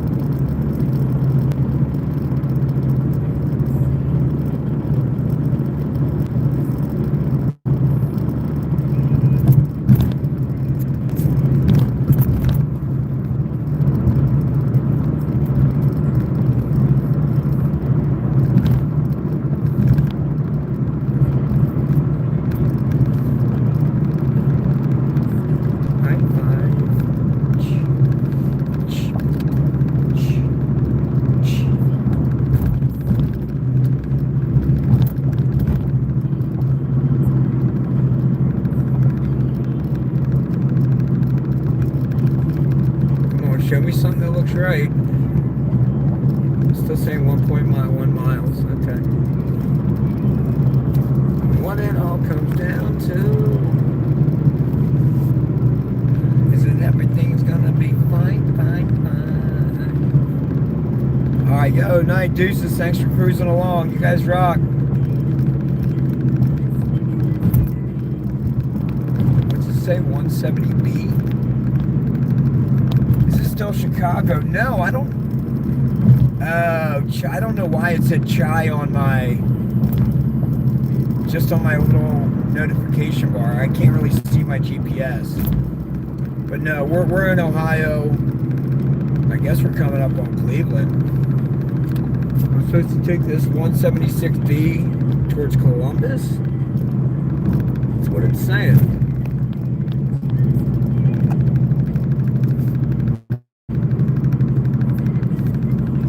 Oh yeah, night there, Tech.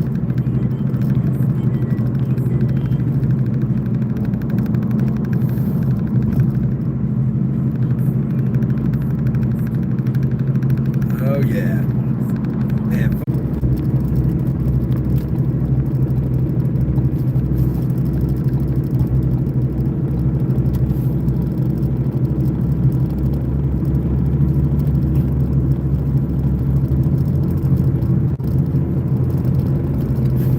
Oh man. Finally got reconnected. Crazy.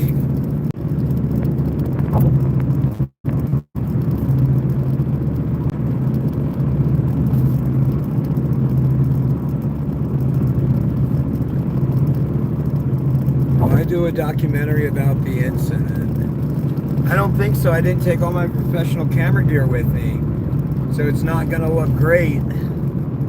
I'll probably do like a recap. I mean, I might put something together for you guys here, but it won't be like our real Dockside Media documentaries, which are really well shot. They look great. Most of this stuff's cell phone footage.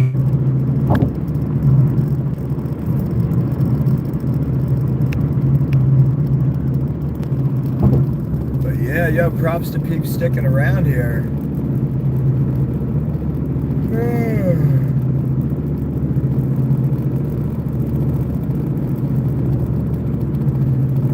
We got less than 6 hours to go. I can do that standing on my head. Who wants to see me try? Throw a couple hands up in the comments. I'll flip around right now.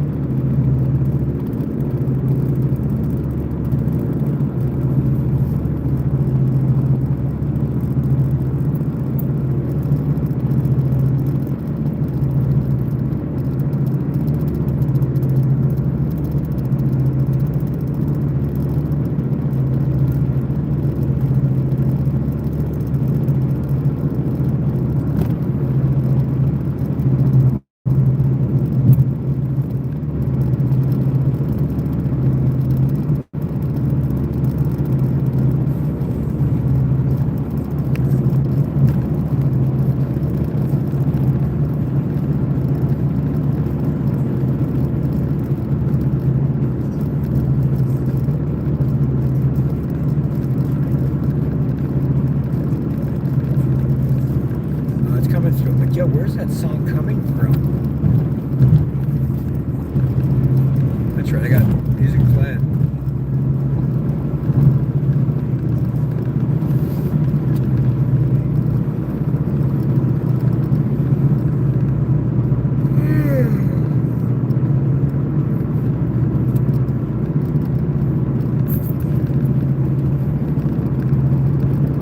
Any updates from James? Any more live streams or comments or anything since he popped into Polarity stream? Oh yeah, what did that eBay? What did the cylinder go up to on eBay? Last time I think it was in the 400s.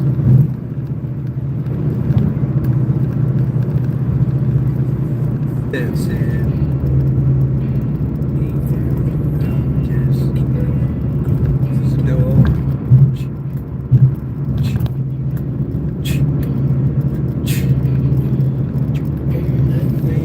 Crash it.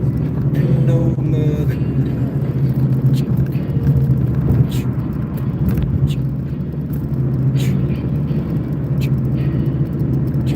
Tensions fall to the floor.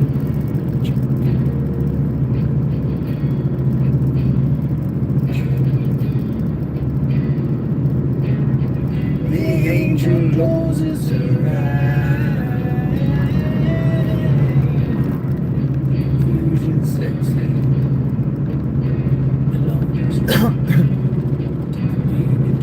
Well, oh,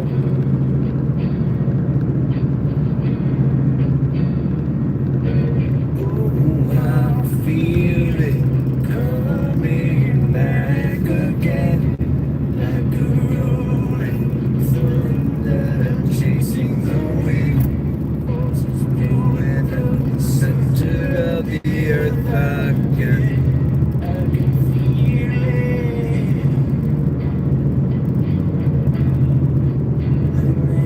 Crashes, no mother cries.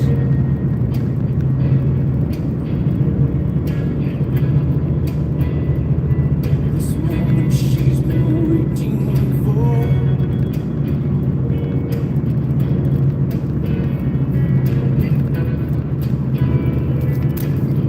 The angel opens her eyes.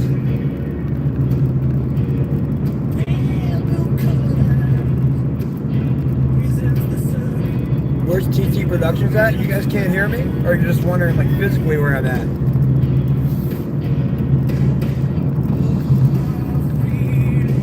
I don't know. I'm passing Youngstown and stuff. It's weird. I kept dropping signal. I'm like driving, I think it was Youngstown, but I'm driving by a major metropolitan area. Yet somehow there's like no cell service. Crazy. Madness, actually. I can feel it. Yeah, I'm in Ohio. If I had to guess, I gotta be getting near Pennsylvania.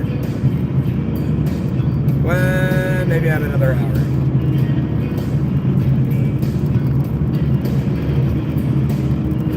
I'm on 480 East.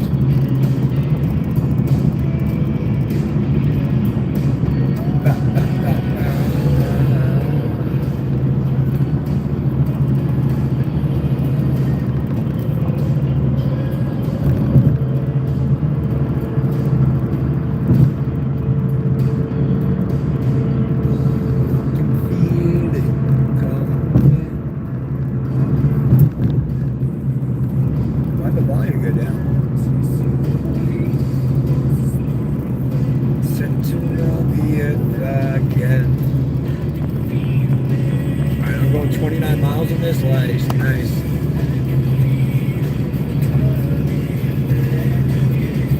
Like a rolling thunder chasing the wind, center of the earth again. I can feel it. Yeah. I can feel it.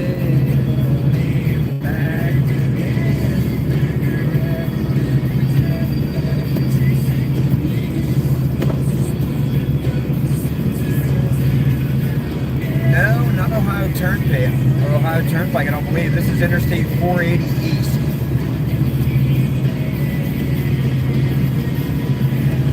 I can feel it.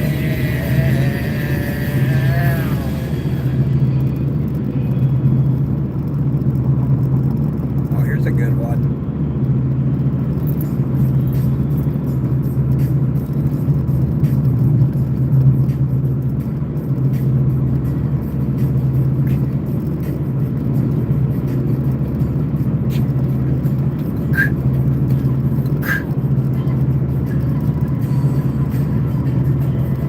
Oh, right on.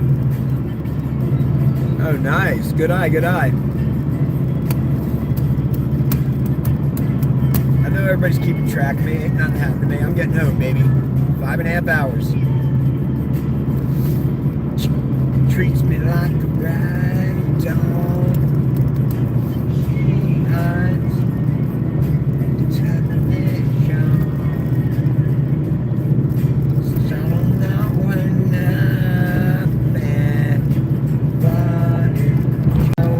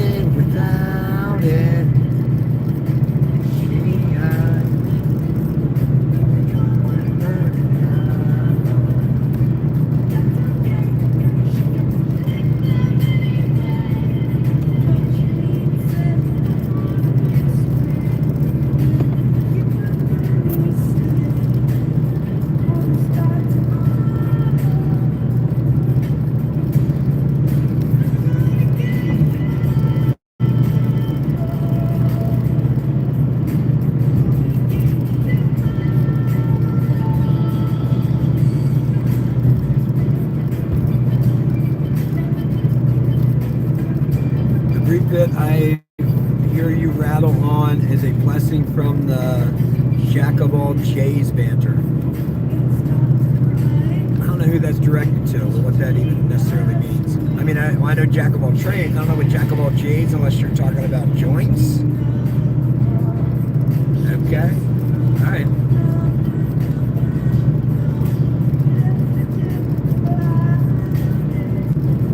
Or Moose and his fish fry banter. Oh, no. Hey, dude, I told you I wasn't going to be Moose. I went up, knocked on the door, and had the guy, well, the wife was all right, didn't know anything about James, but the guy was like, yeah. When he came out and I was sitting in my car, he's like, yeah. Knocked on the window, sheriff's on his way, you need to get off my property now. I'm like, oh, shoot. So, yeah, no. Stuff was wild. But, you know, Moose, he couldn't finish it. No offense, Moose. But I said I was rolling up to that place. We were finding James and we were getting answers. I'm calling it a successful mission. We didn't see him face to face. We had a phone call interview with him. And I think we moved it around enough and had enough pressure and people sending us addresses that, yeah, he said, man, you know what? Tyler, he's a dog with a bone, dude. He's coming for me. I can only hide for so long. I might as well just fess up to this hoax. And with everybody else, yeah, finding his old another YouTube account, is what he looks like, etc. Yeah, it was a great team effort by the interwebs. Way to come together, guys. Hope we can solve more mysteries like this in the future.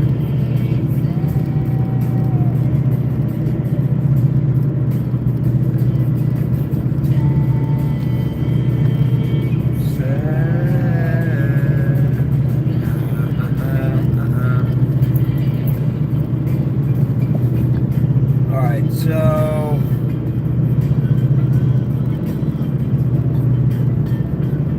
I should get a nickname or something. Nobody will find me. I mean, challenge accepted.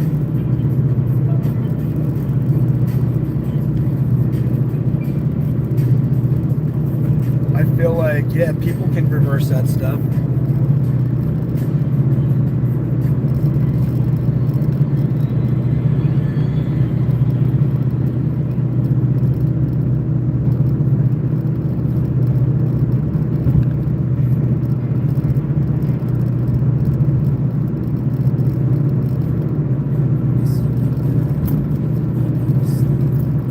So what's up, chat? We got people, how many people from Australia? How many Aussies we got up in this stream right now? Or New Zealand? Any Kiwis?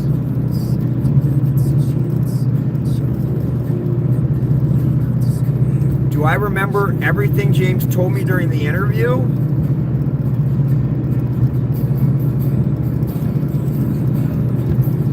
Caps first, easy to read. Good looks. I mean, well, the interview, my stream of the interview, oh, the South African cat, yeah, what's up? Oh, no, the other one was Zambia, Africa, so South Africa's different, nice. Cool to get somebody from there. I mean, are you saying, so did you watch the interview over on James's channel where I was on the phone with him and asked him questions? Because you can watch that, or, I mean, I can try and reiterate. I have a pretty good believe, not remember. Huh? Yeah, I mean, I've talked about it enough times. I remember the different inconsistencies that pinged my spidey senses that made it seem like, I don't know if he's being completely truthful right now. I think he was genuine in saying it was a hoax. But if you go watch the internet, yeah, based on them using the pronoun we a lot, saying we did this or we did that or this is how we did this, it sounds like he had an accomplice. When I asked him about it, he said no, it was just him all by himself.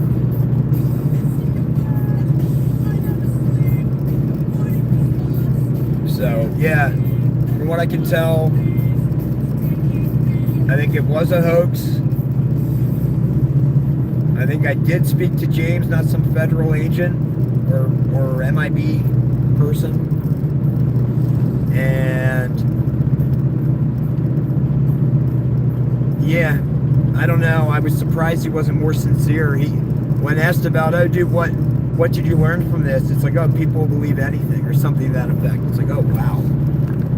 Nothing about how, yeah, you shouldn't, like, make people worry by kind of taking stuff too far.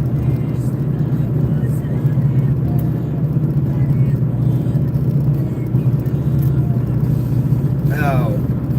AC, the whole thing about denying the blue light, yeah, I honestly, I just from my interactions with James, I wouldn't be shocked if it was just, you know, trickery and wordplay, and that when he says, oh yeah, there was no blue light, it's like, yeah, it was a regular incandescent white or yellow or whatever, and then on his phone he shifted the white balance so that it shifted it to blue. I know people were saying, oh, Milwaukee drills only have a white light on them or whatever, but in the video it's blue. So, you know, that kind of all matches up. If you shifted the white balance and made the white lights look blue, that would allow him to say, yeah, there was no blue light, and not be lying. And I could see him doing something like that, and then coming out a week later and saying, this is how I did it. See how I fooled you all again when I said there was no blue light. I wasn't lying. But nobody thought to think, oh, maybe I shifted my white balance. And again, I didn't come up with it. I saw somebody else who read that before. But being in filmmaking and photography, I know that all tracks. I know how that works.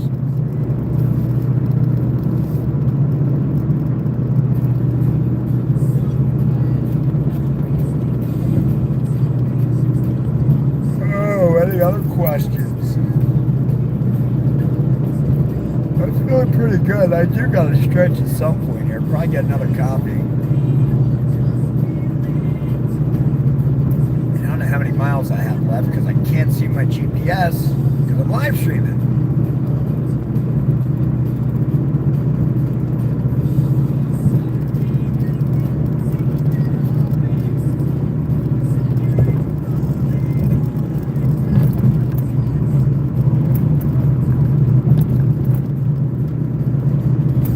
What music am I listening to? I think this is Dashboard Confessional right now. Again, I go unnoticed. Drive safe, appreciate it.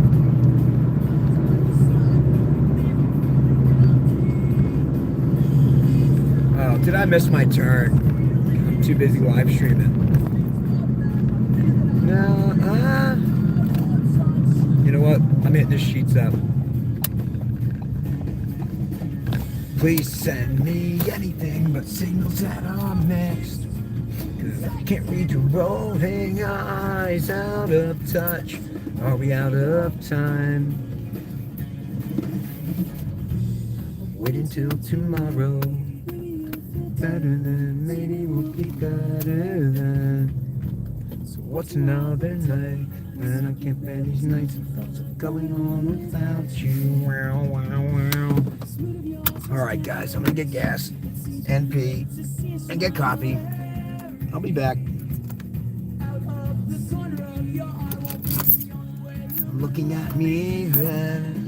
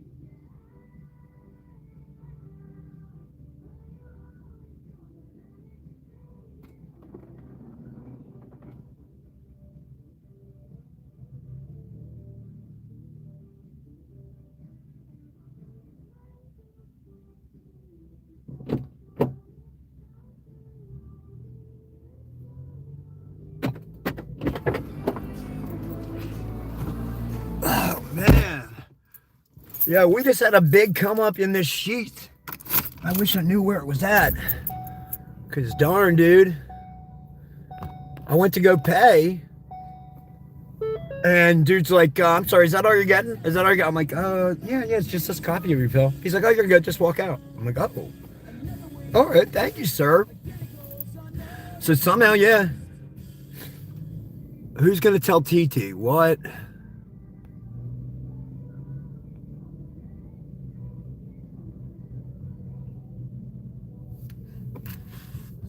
Publishing the game tomorrow in case you're the real Jimmy. Wait, what? Wait, hold on. James, what is going on here? Wait.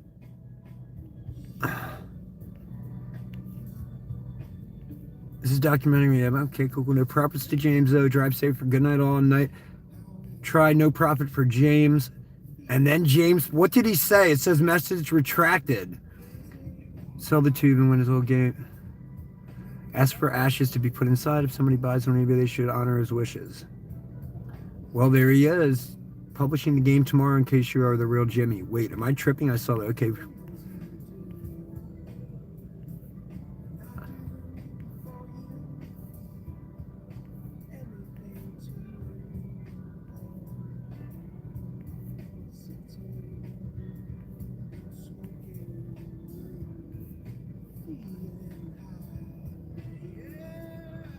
So James Commander said he's going live and then deleted it. Yeah, dude, free coffee, and it was like 24 ounces, yo.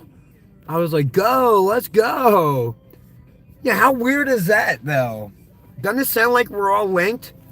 Like James just happens to reply as I head out and walk into Sheets.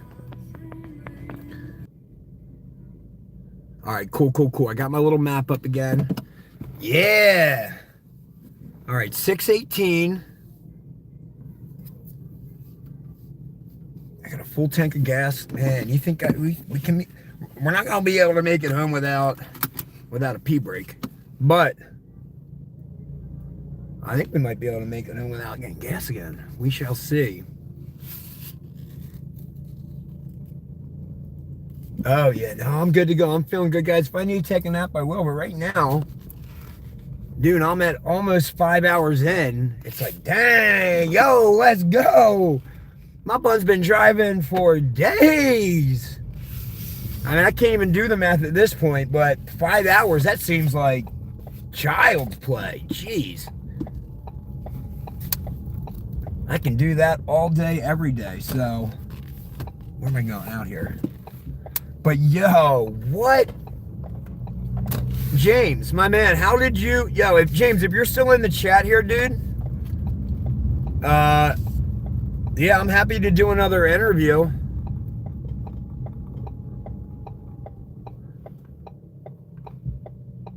And yeah, I'm in Ohio. Since I'm like almost 5 hours, or yeah, five and a half hours away. And I feel like usually it takes me 4.5 hours to get across PA back to where I live. So it's probably going to be an hour and a half until I'm in Pennsylvania. Let me look at these things. Yeah, chilling here.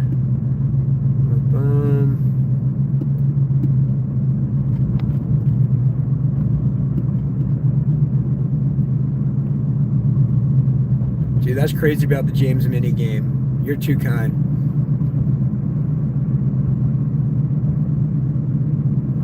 Yeah, I'm gonna. Whoever's making that James mini game,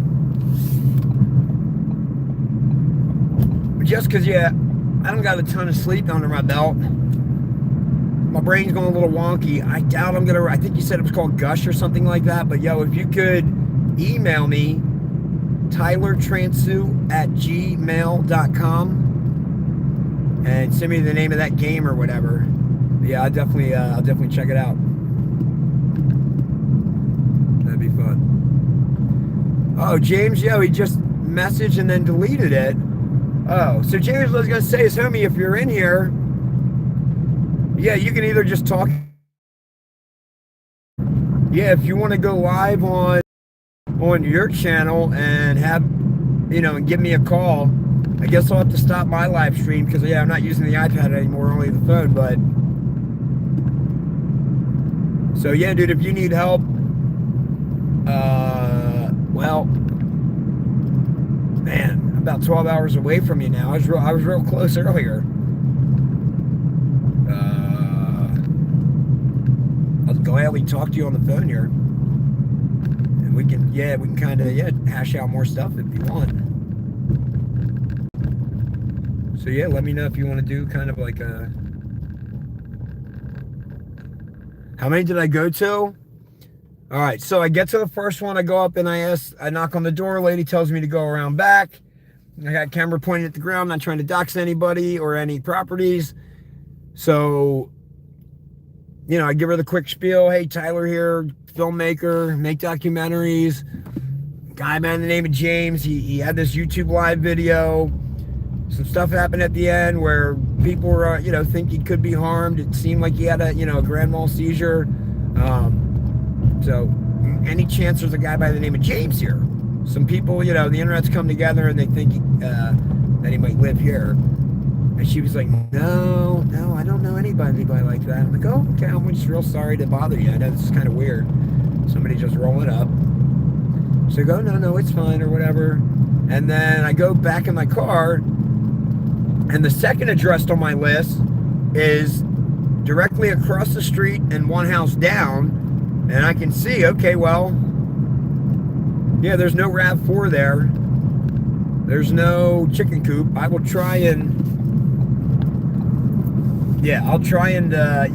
double check as I roll by. But I can't see it from here. And I'm like, okay, let me try and put in the next address. And so you can see me, I guess, on the live stream. When I go to switch to Google Maps, it pauses the live stream. And don't you know, right then, this big guy, I don't know if he's 6'1", 240 or something. As I'm looking down, I hear like 3 raps on the window. I'm like, look up. My naive, glass half full, positive thinking buns think, oh, dude, this guy must have overheard me having this conversation, and he's going to tell me, James is here. So I roll down the window, and he's like, the sheriff's on his way. You need to get off my property right now. I'm like, oh, shoot, I'm very sorry, sir. I did not mean any harm or anything like that. I apologize.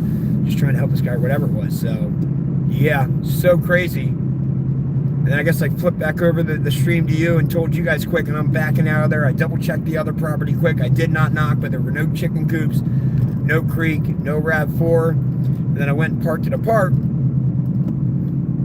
And sorry, right when I came out, before I went to the Google Maps and it stopped it, I'm getting all these comments saying, dude, they solved it on Discord. They found his other YouTube channel. We know who he is. We know who he is. I'm like, well, what's, all right, well, I got to get addressed, blah, blah, blah. Then the guy comes, freaks me out, calling the sheriff. I got to get out of there. So I drive to a park that I happen to stumble upon. It has a porta potty. I take a whiz, talking to you guys, trying to figure out where to go. I end up getting the information via email from these Discords. 2 addresses seem close to each other. Yeah, they're 3.5 hours north of me. I'm thinking, man, how is everybody so far off earlier? But, well, they're up towards Medford. Some people thought it was up that way. And, so I'm like, well, if everybody's saying this is the right one, I guess I'll abandon looking at these. I'll get them on the way back. I'm going to head up there. I'll be kicked if I have to come all the way back here. But everybody seems dead set on finding his other YouTube channel, a thing with Safe Light Auto Glass and a repair that he had, and people being able to trace him back through that. There was just, a number of things. So that was a real long way of saying I got to 2 places, was heading to the 3rd and 4th, an hour and a half, or an hour into that journey. I'm still an hour and a half away. I pull over, get some gas, pee, whatever, look at my phone. I'm like, and happen to see, oh shoot, James, it was just live, and it's him coming out saying it's a hoax. I'm like, what? This is crazy. I called Chris. I'm like, dude, what do you think of that? I mean, I guess I don't know. I guess there's no reason to really track him down now. You know, I came out here to see if he's okay. I've been mentioning in live streams if it's a hoax. Hey, man, I just appreciate it. I think everybody would just respect it. He just owned up to it instead of having people worried about you. So he did own up to it and come out. I'm not sure what else I can do. I said, you know, even if it is, now he's saying it's a hoax, I wouldn't mind hearing how he pulled it off. So yeah, that's not a bad idea. So I send him an email, don't hear anything for a little while, start heading back home. He calls me a little bit later. Well, I'm on a stream, I see a private number calling. Pick up, it's James. He's like, oh, dude, yeah, the guy your email, do you want to interview? Man, I'm like, yeah, or whatever. I was like, yeah, dude, I'm like 3.5 hours away. I can come back though. And he's like, no, I'm at work. I can't see you, but I can live stream it. So that's what we ended up doing. We both live streamed it. Mine kept crashing. So if you want the whole interview, go over to James' page and you'll get it. And he explains everything that I could think of, except for when I asked about the blue light. He had mentioned like, yeah, I can't talk about that right now or something to that effect. The feds took the owner of clone James. Possible. Jimmy is a player. He's milking. Should work in marketing for a major corporation. Yeah, no, he did do well. That's why I asked if he had any experience with filmmaking or marketing or anything like that, because the way he pulled this off, it was like, oh wow. And it was well executed. He had to have help to pull it off really quickly. Guys, I told everyone in the Reddit, I can't see this, that something isn't right, and Tyler pointed it out earlier. What are we talking about? I ran his profile and I went to his channel. Why was James in chat asking for help? We don't know.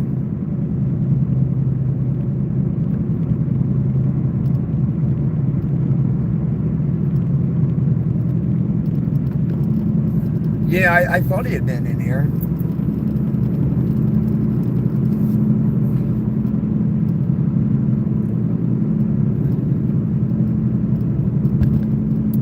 Oh, the old, yeah,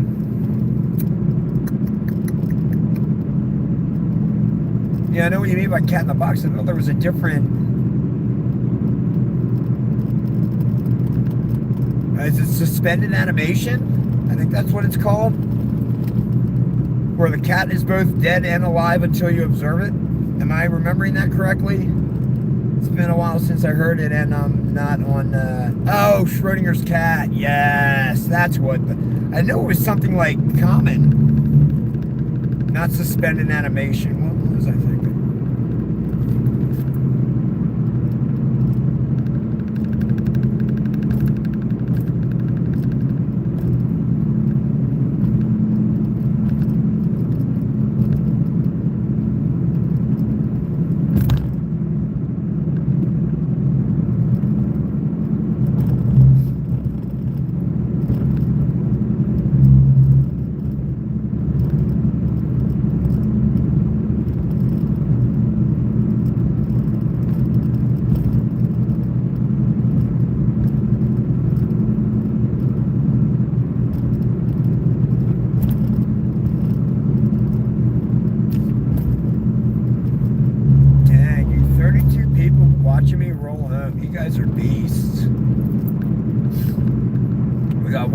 Eastern Standard Time. I'm looking at 5 hours and 19 minutes to home. Oh, I can tell you that bed is going to feel amazing. Oh, and some food. Baby. I'll be in heaven. I'm gonna stuff myself, conk out, wake up, be raring and ready to go.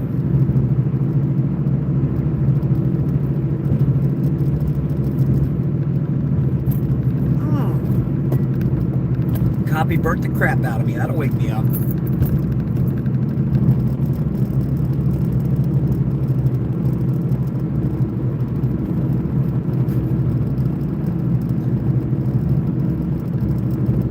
Yeah, no, the whole thing creeps me out too. It was just so weird how the medical professionals were sure it was a grand mal seizure, sure it was his body, evacuating itself for the final time. The electrician was sure it was arc flashes or whatever, speeding up and then ramping back down due to carbon buildup. Yeah. I know, I remember just seeing a lot of comments like, oh man, this feels too real. I got a bad sense in my stomach. So it's like, oh dude, well, how did, I don't know how everybody else, or yeah, how do those people have those things when it's not real? Is it just that good of a filmmaking or what?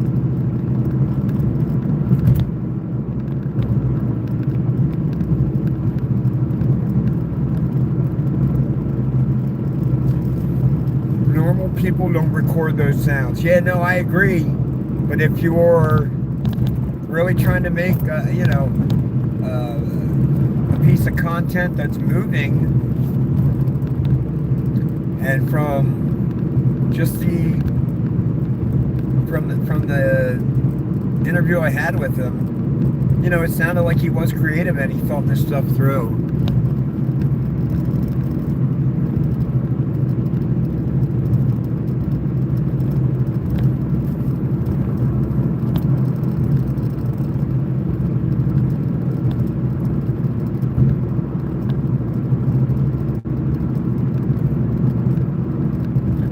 So if you listen to the interview, what he said was, he's like, yep, I didn't study any scenes on how to do a grand mal seizure. I just got lucky and hit it right. Oh, okay. Like when I went down, I didn't move for the rest of the 20 minutes or whatever it was. I did real shallow breathing because I didn't want anybody to hear me breathing. Okay, that makes sense. I asked him about, and then I guess he volunteered. Oh, I think I mentioned it. I think I brought up, but what about the other noises? He's like, yeah, I had all those pre-recorded on another phone. And so when I went down, I hit the record button on that other phone and placed it near the recording phone. It's like, oh, okay. Yeah, that can make sense. That's why you have the arc flashes on. Wow, it was a crazy choice of things, but again, well designed. It had its effect. And then lastly, he said, I asked him about the light that you can kind of see coming in and under the lens throughout a lot of the black portions of the live stream. And he said, yeah, that he took the second phone, turned on the flashlight, and was shining it around at different angles at the recording phone to get that result. All that sounds great and dandy. It's just, yeah, when you told me that you went down with the grand mal seizure and didn't move for 20 minutes and barely breathed, just shallow breaths. It's like, well, how can you tell me that one breath and then the next breath you tell me, you also grabbed a second phone and turned on the audio track you had queued up for it with all these noises, and then also you grabbed that phone later and shone it around with a flashlight. So I don't know, James, if you're in here, if you could explain how you didn't move for 20 minutes but also did all those other actions, I would like to hear it. My gut feeling is those three things, plus when I asked you about how that orb was there or light, and you said, oh, I can't talk about that right now. My gut tells me that you had help. There was a second person. It makes sense. Because also you had used we a lot, like we did this, we did that, we did it this way. And when I brought that up, you said, oh, no, it was just me alone. And it was weird, after you brought that up, I think you used the word we again. So it just really feels like, oh, you and somebody else really did this, so you subconsciously, you just say we because you know that's the truth. That's how you did it. So those reasons, I believe, in my opinion, which is definitely could be wrong, but I feel like it was James and somebody else who helped him accomplish this. Somebody said somebody else walked in front of the camera in one scene or something, and then maybe another video or whatever. Somebody said, oh, he says the name Paul before he starts the drilling. So I don't know if that's a person or what, but. And I hope that caught everybody up. I feel like I keep sharing the same thing over and over again, but new people keep showing up.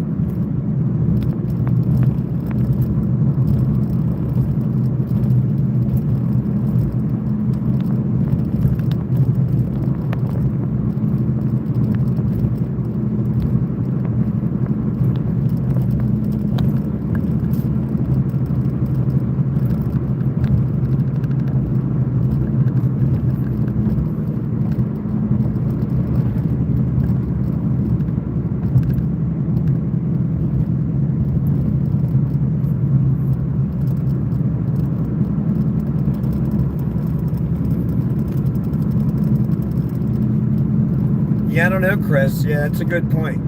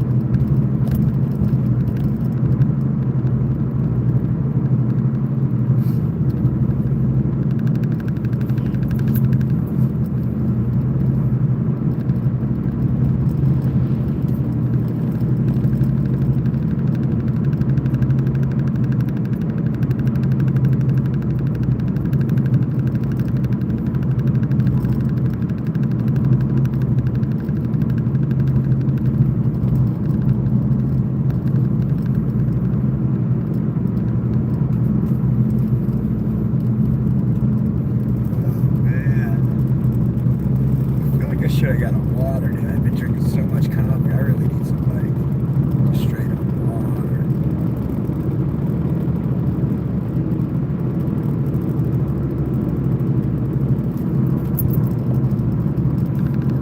What's up? You got a place around here I can snag water? Come on, baby. That looks like a gas station up here.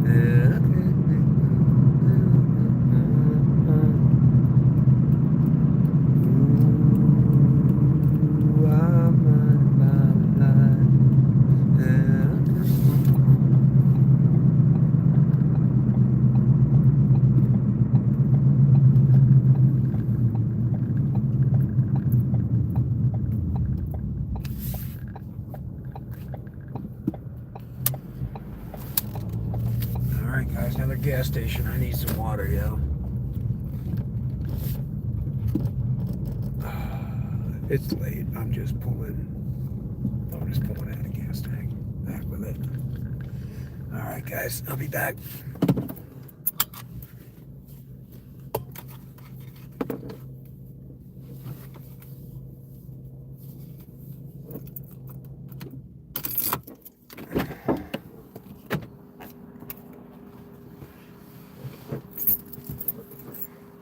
Whoa, the remote viewer, yo, let me give you one.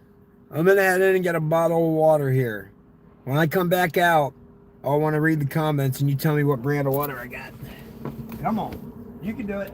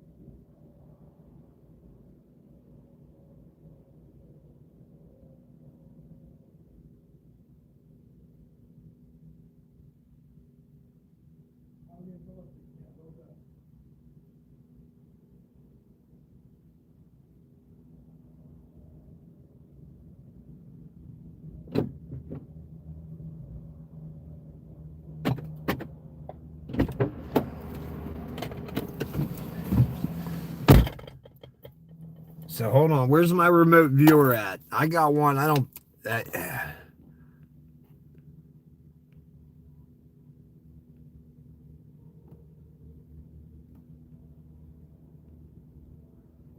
TT crew is Ligeti. What is Ligeti?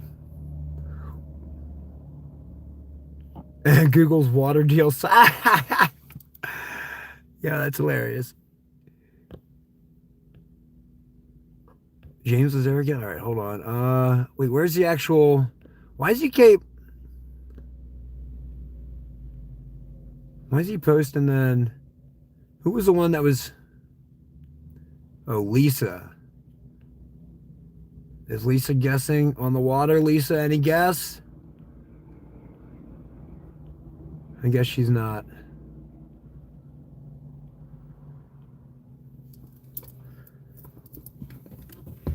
Ice Mountain, natural, 100% natural water spring. That's what we got. I didn't think anybody was guessing it. Nobody did.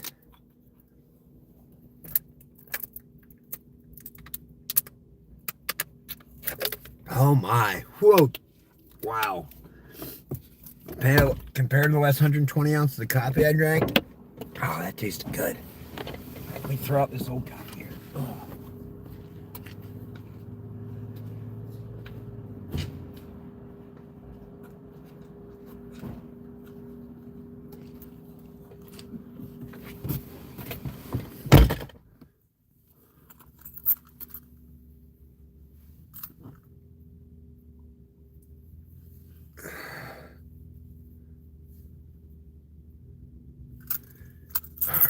Oh yeah, I don't mess around with these brakes, baby. Turn and burn, turn and burn. 627 ETA at home. Ah, my bad, homie, for parking here. Made you take a little detour to get in. Ice Mountain, yep, that's who it was. But somebody had to see that. I already showed that John on the live stream. All right, where am I going?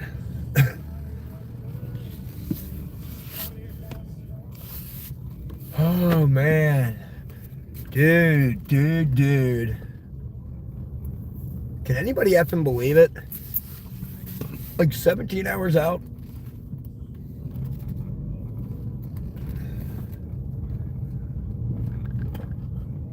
$17 hours back, some other driving. Oh wait, I'm turning right. Cool. This is nuts. One little hour and a half nap, or not even quite hour and a half. I woke up a hair early, kind of snoozed it for 10 minutes, but didn't actually fall back asleep because I was nervous. Oh, I'm gonna get back up. All right, what do we got here? We've been driving about 30 hours. I think I left yesterday at 4 p.m. So let's see. 4 p.m. today was 24 hours. So plus another 8, 9. So we're at 33 hours. We've got 5 and some change left to go. So yeah, it's going to put us at 38 hours. I said 17 out, 17 back, and yep, probably about 4 hours drive, or 2.5 hours driving around to the addresses, or trying to, yeah, and then the hour and a half nap. So yep, that's all copacetic. We're looking at 38-hour round trip, portal to portal to portal. Oh yeah, that's certainly a long drive. It's something like, yeah, I don't know, 22 to 2,500 miles, I think it's going to end up being.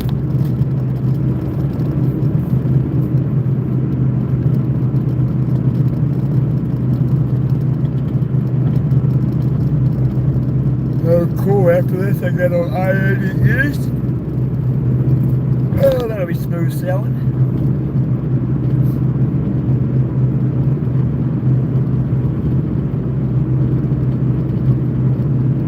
"31 people in this stream cruising home with me."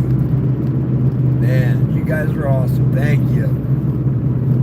What a wild ride it's been. So what's up, James? You're still in this chat, dog?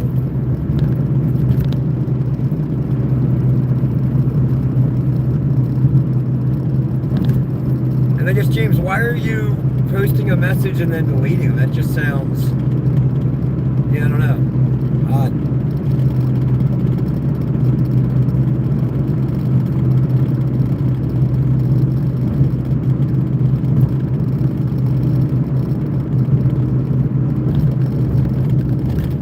Oh my.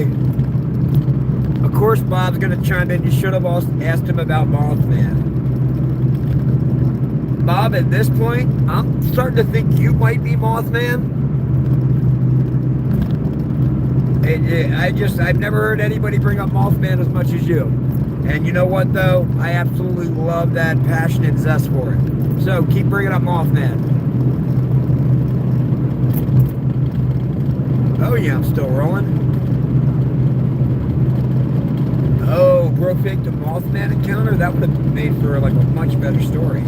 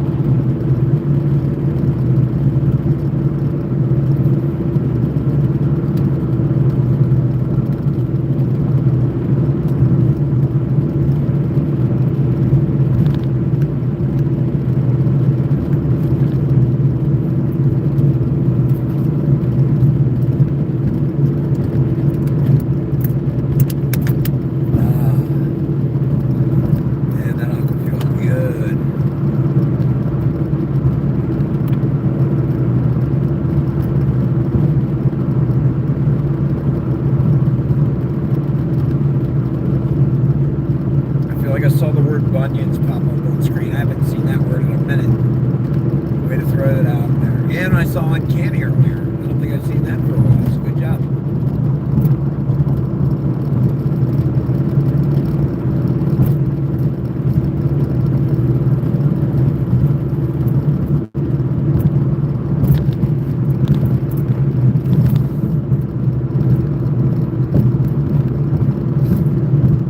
James, what's up, man? If you're in here and you're bored, dog, and you're trying to talk about your story more, yeah, I'll hop on the stream with you, bro. You can give me a call.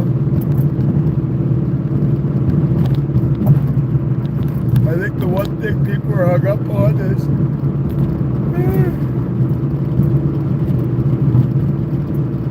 the back and forth on, oh, there was no blue orb. I never saw a blue orb. There's no blue light, things of this nature.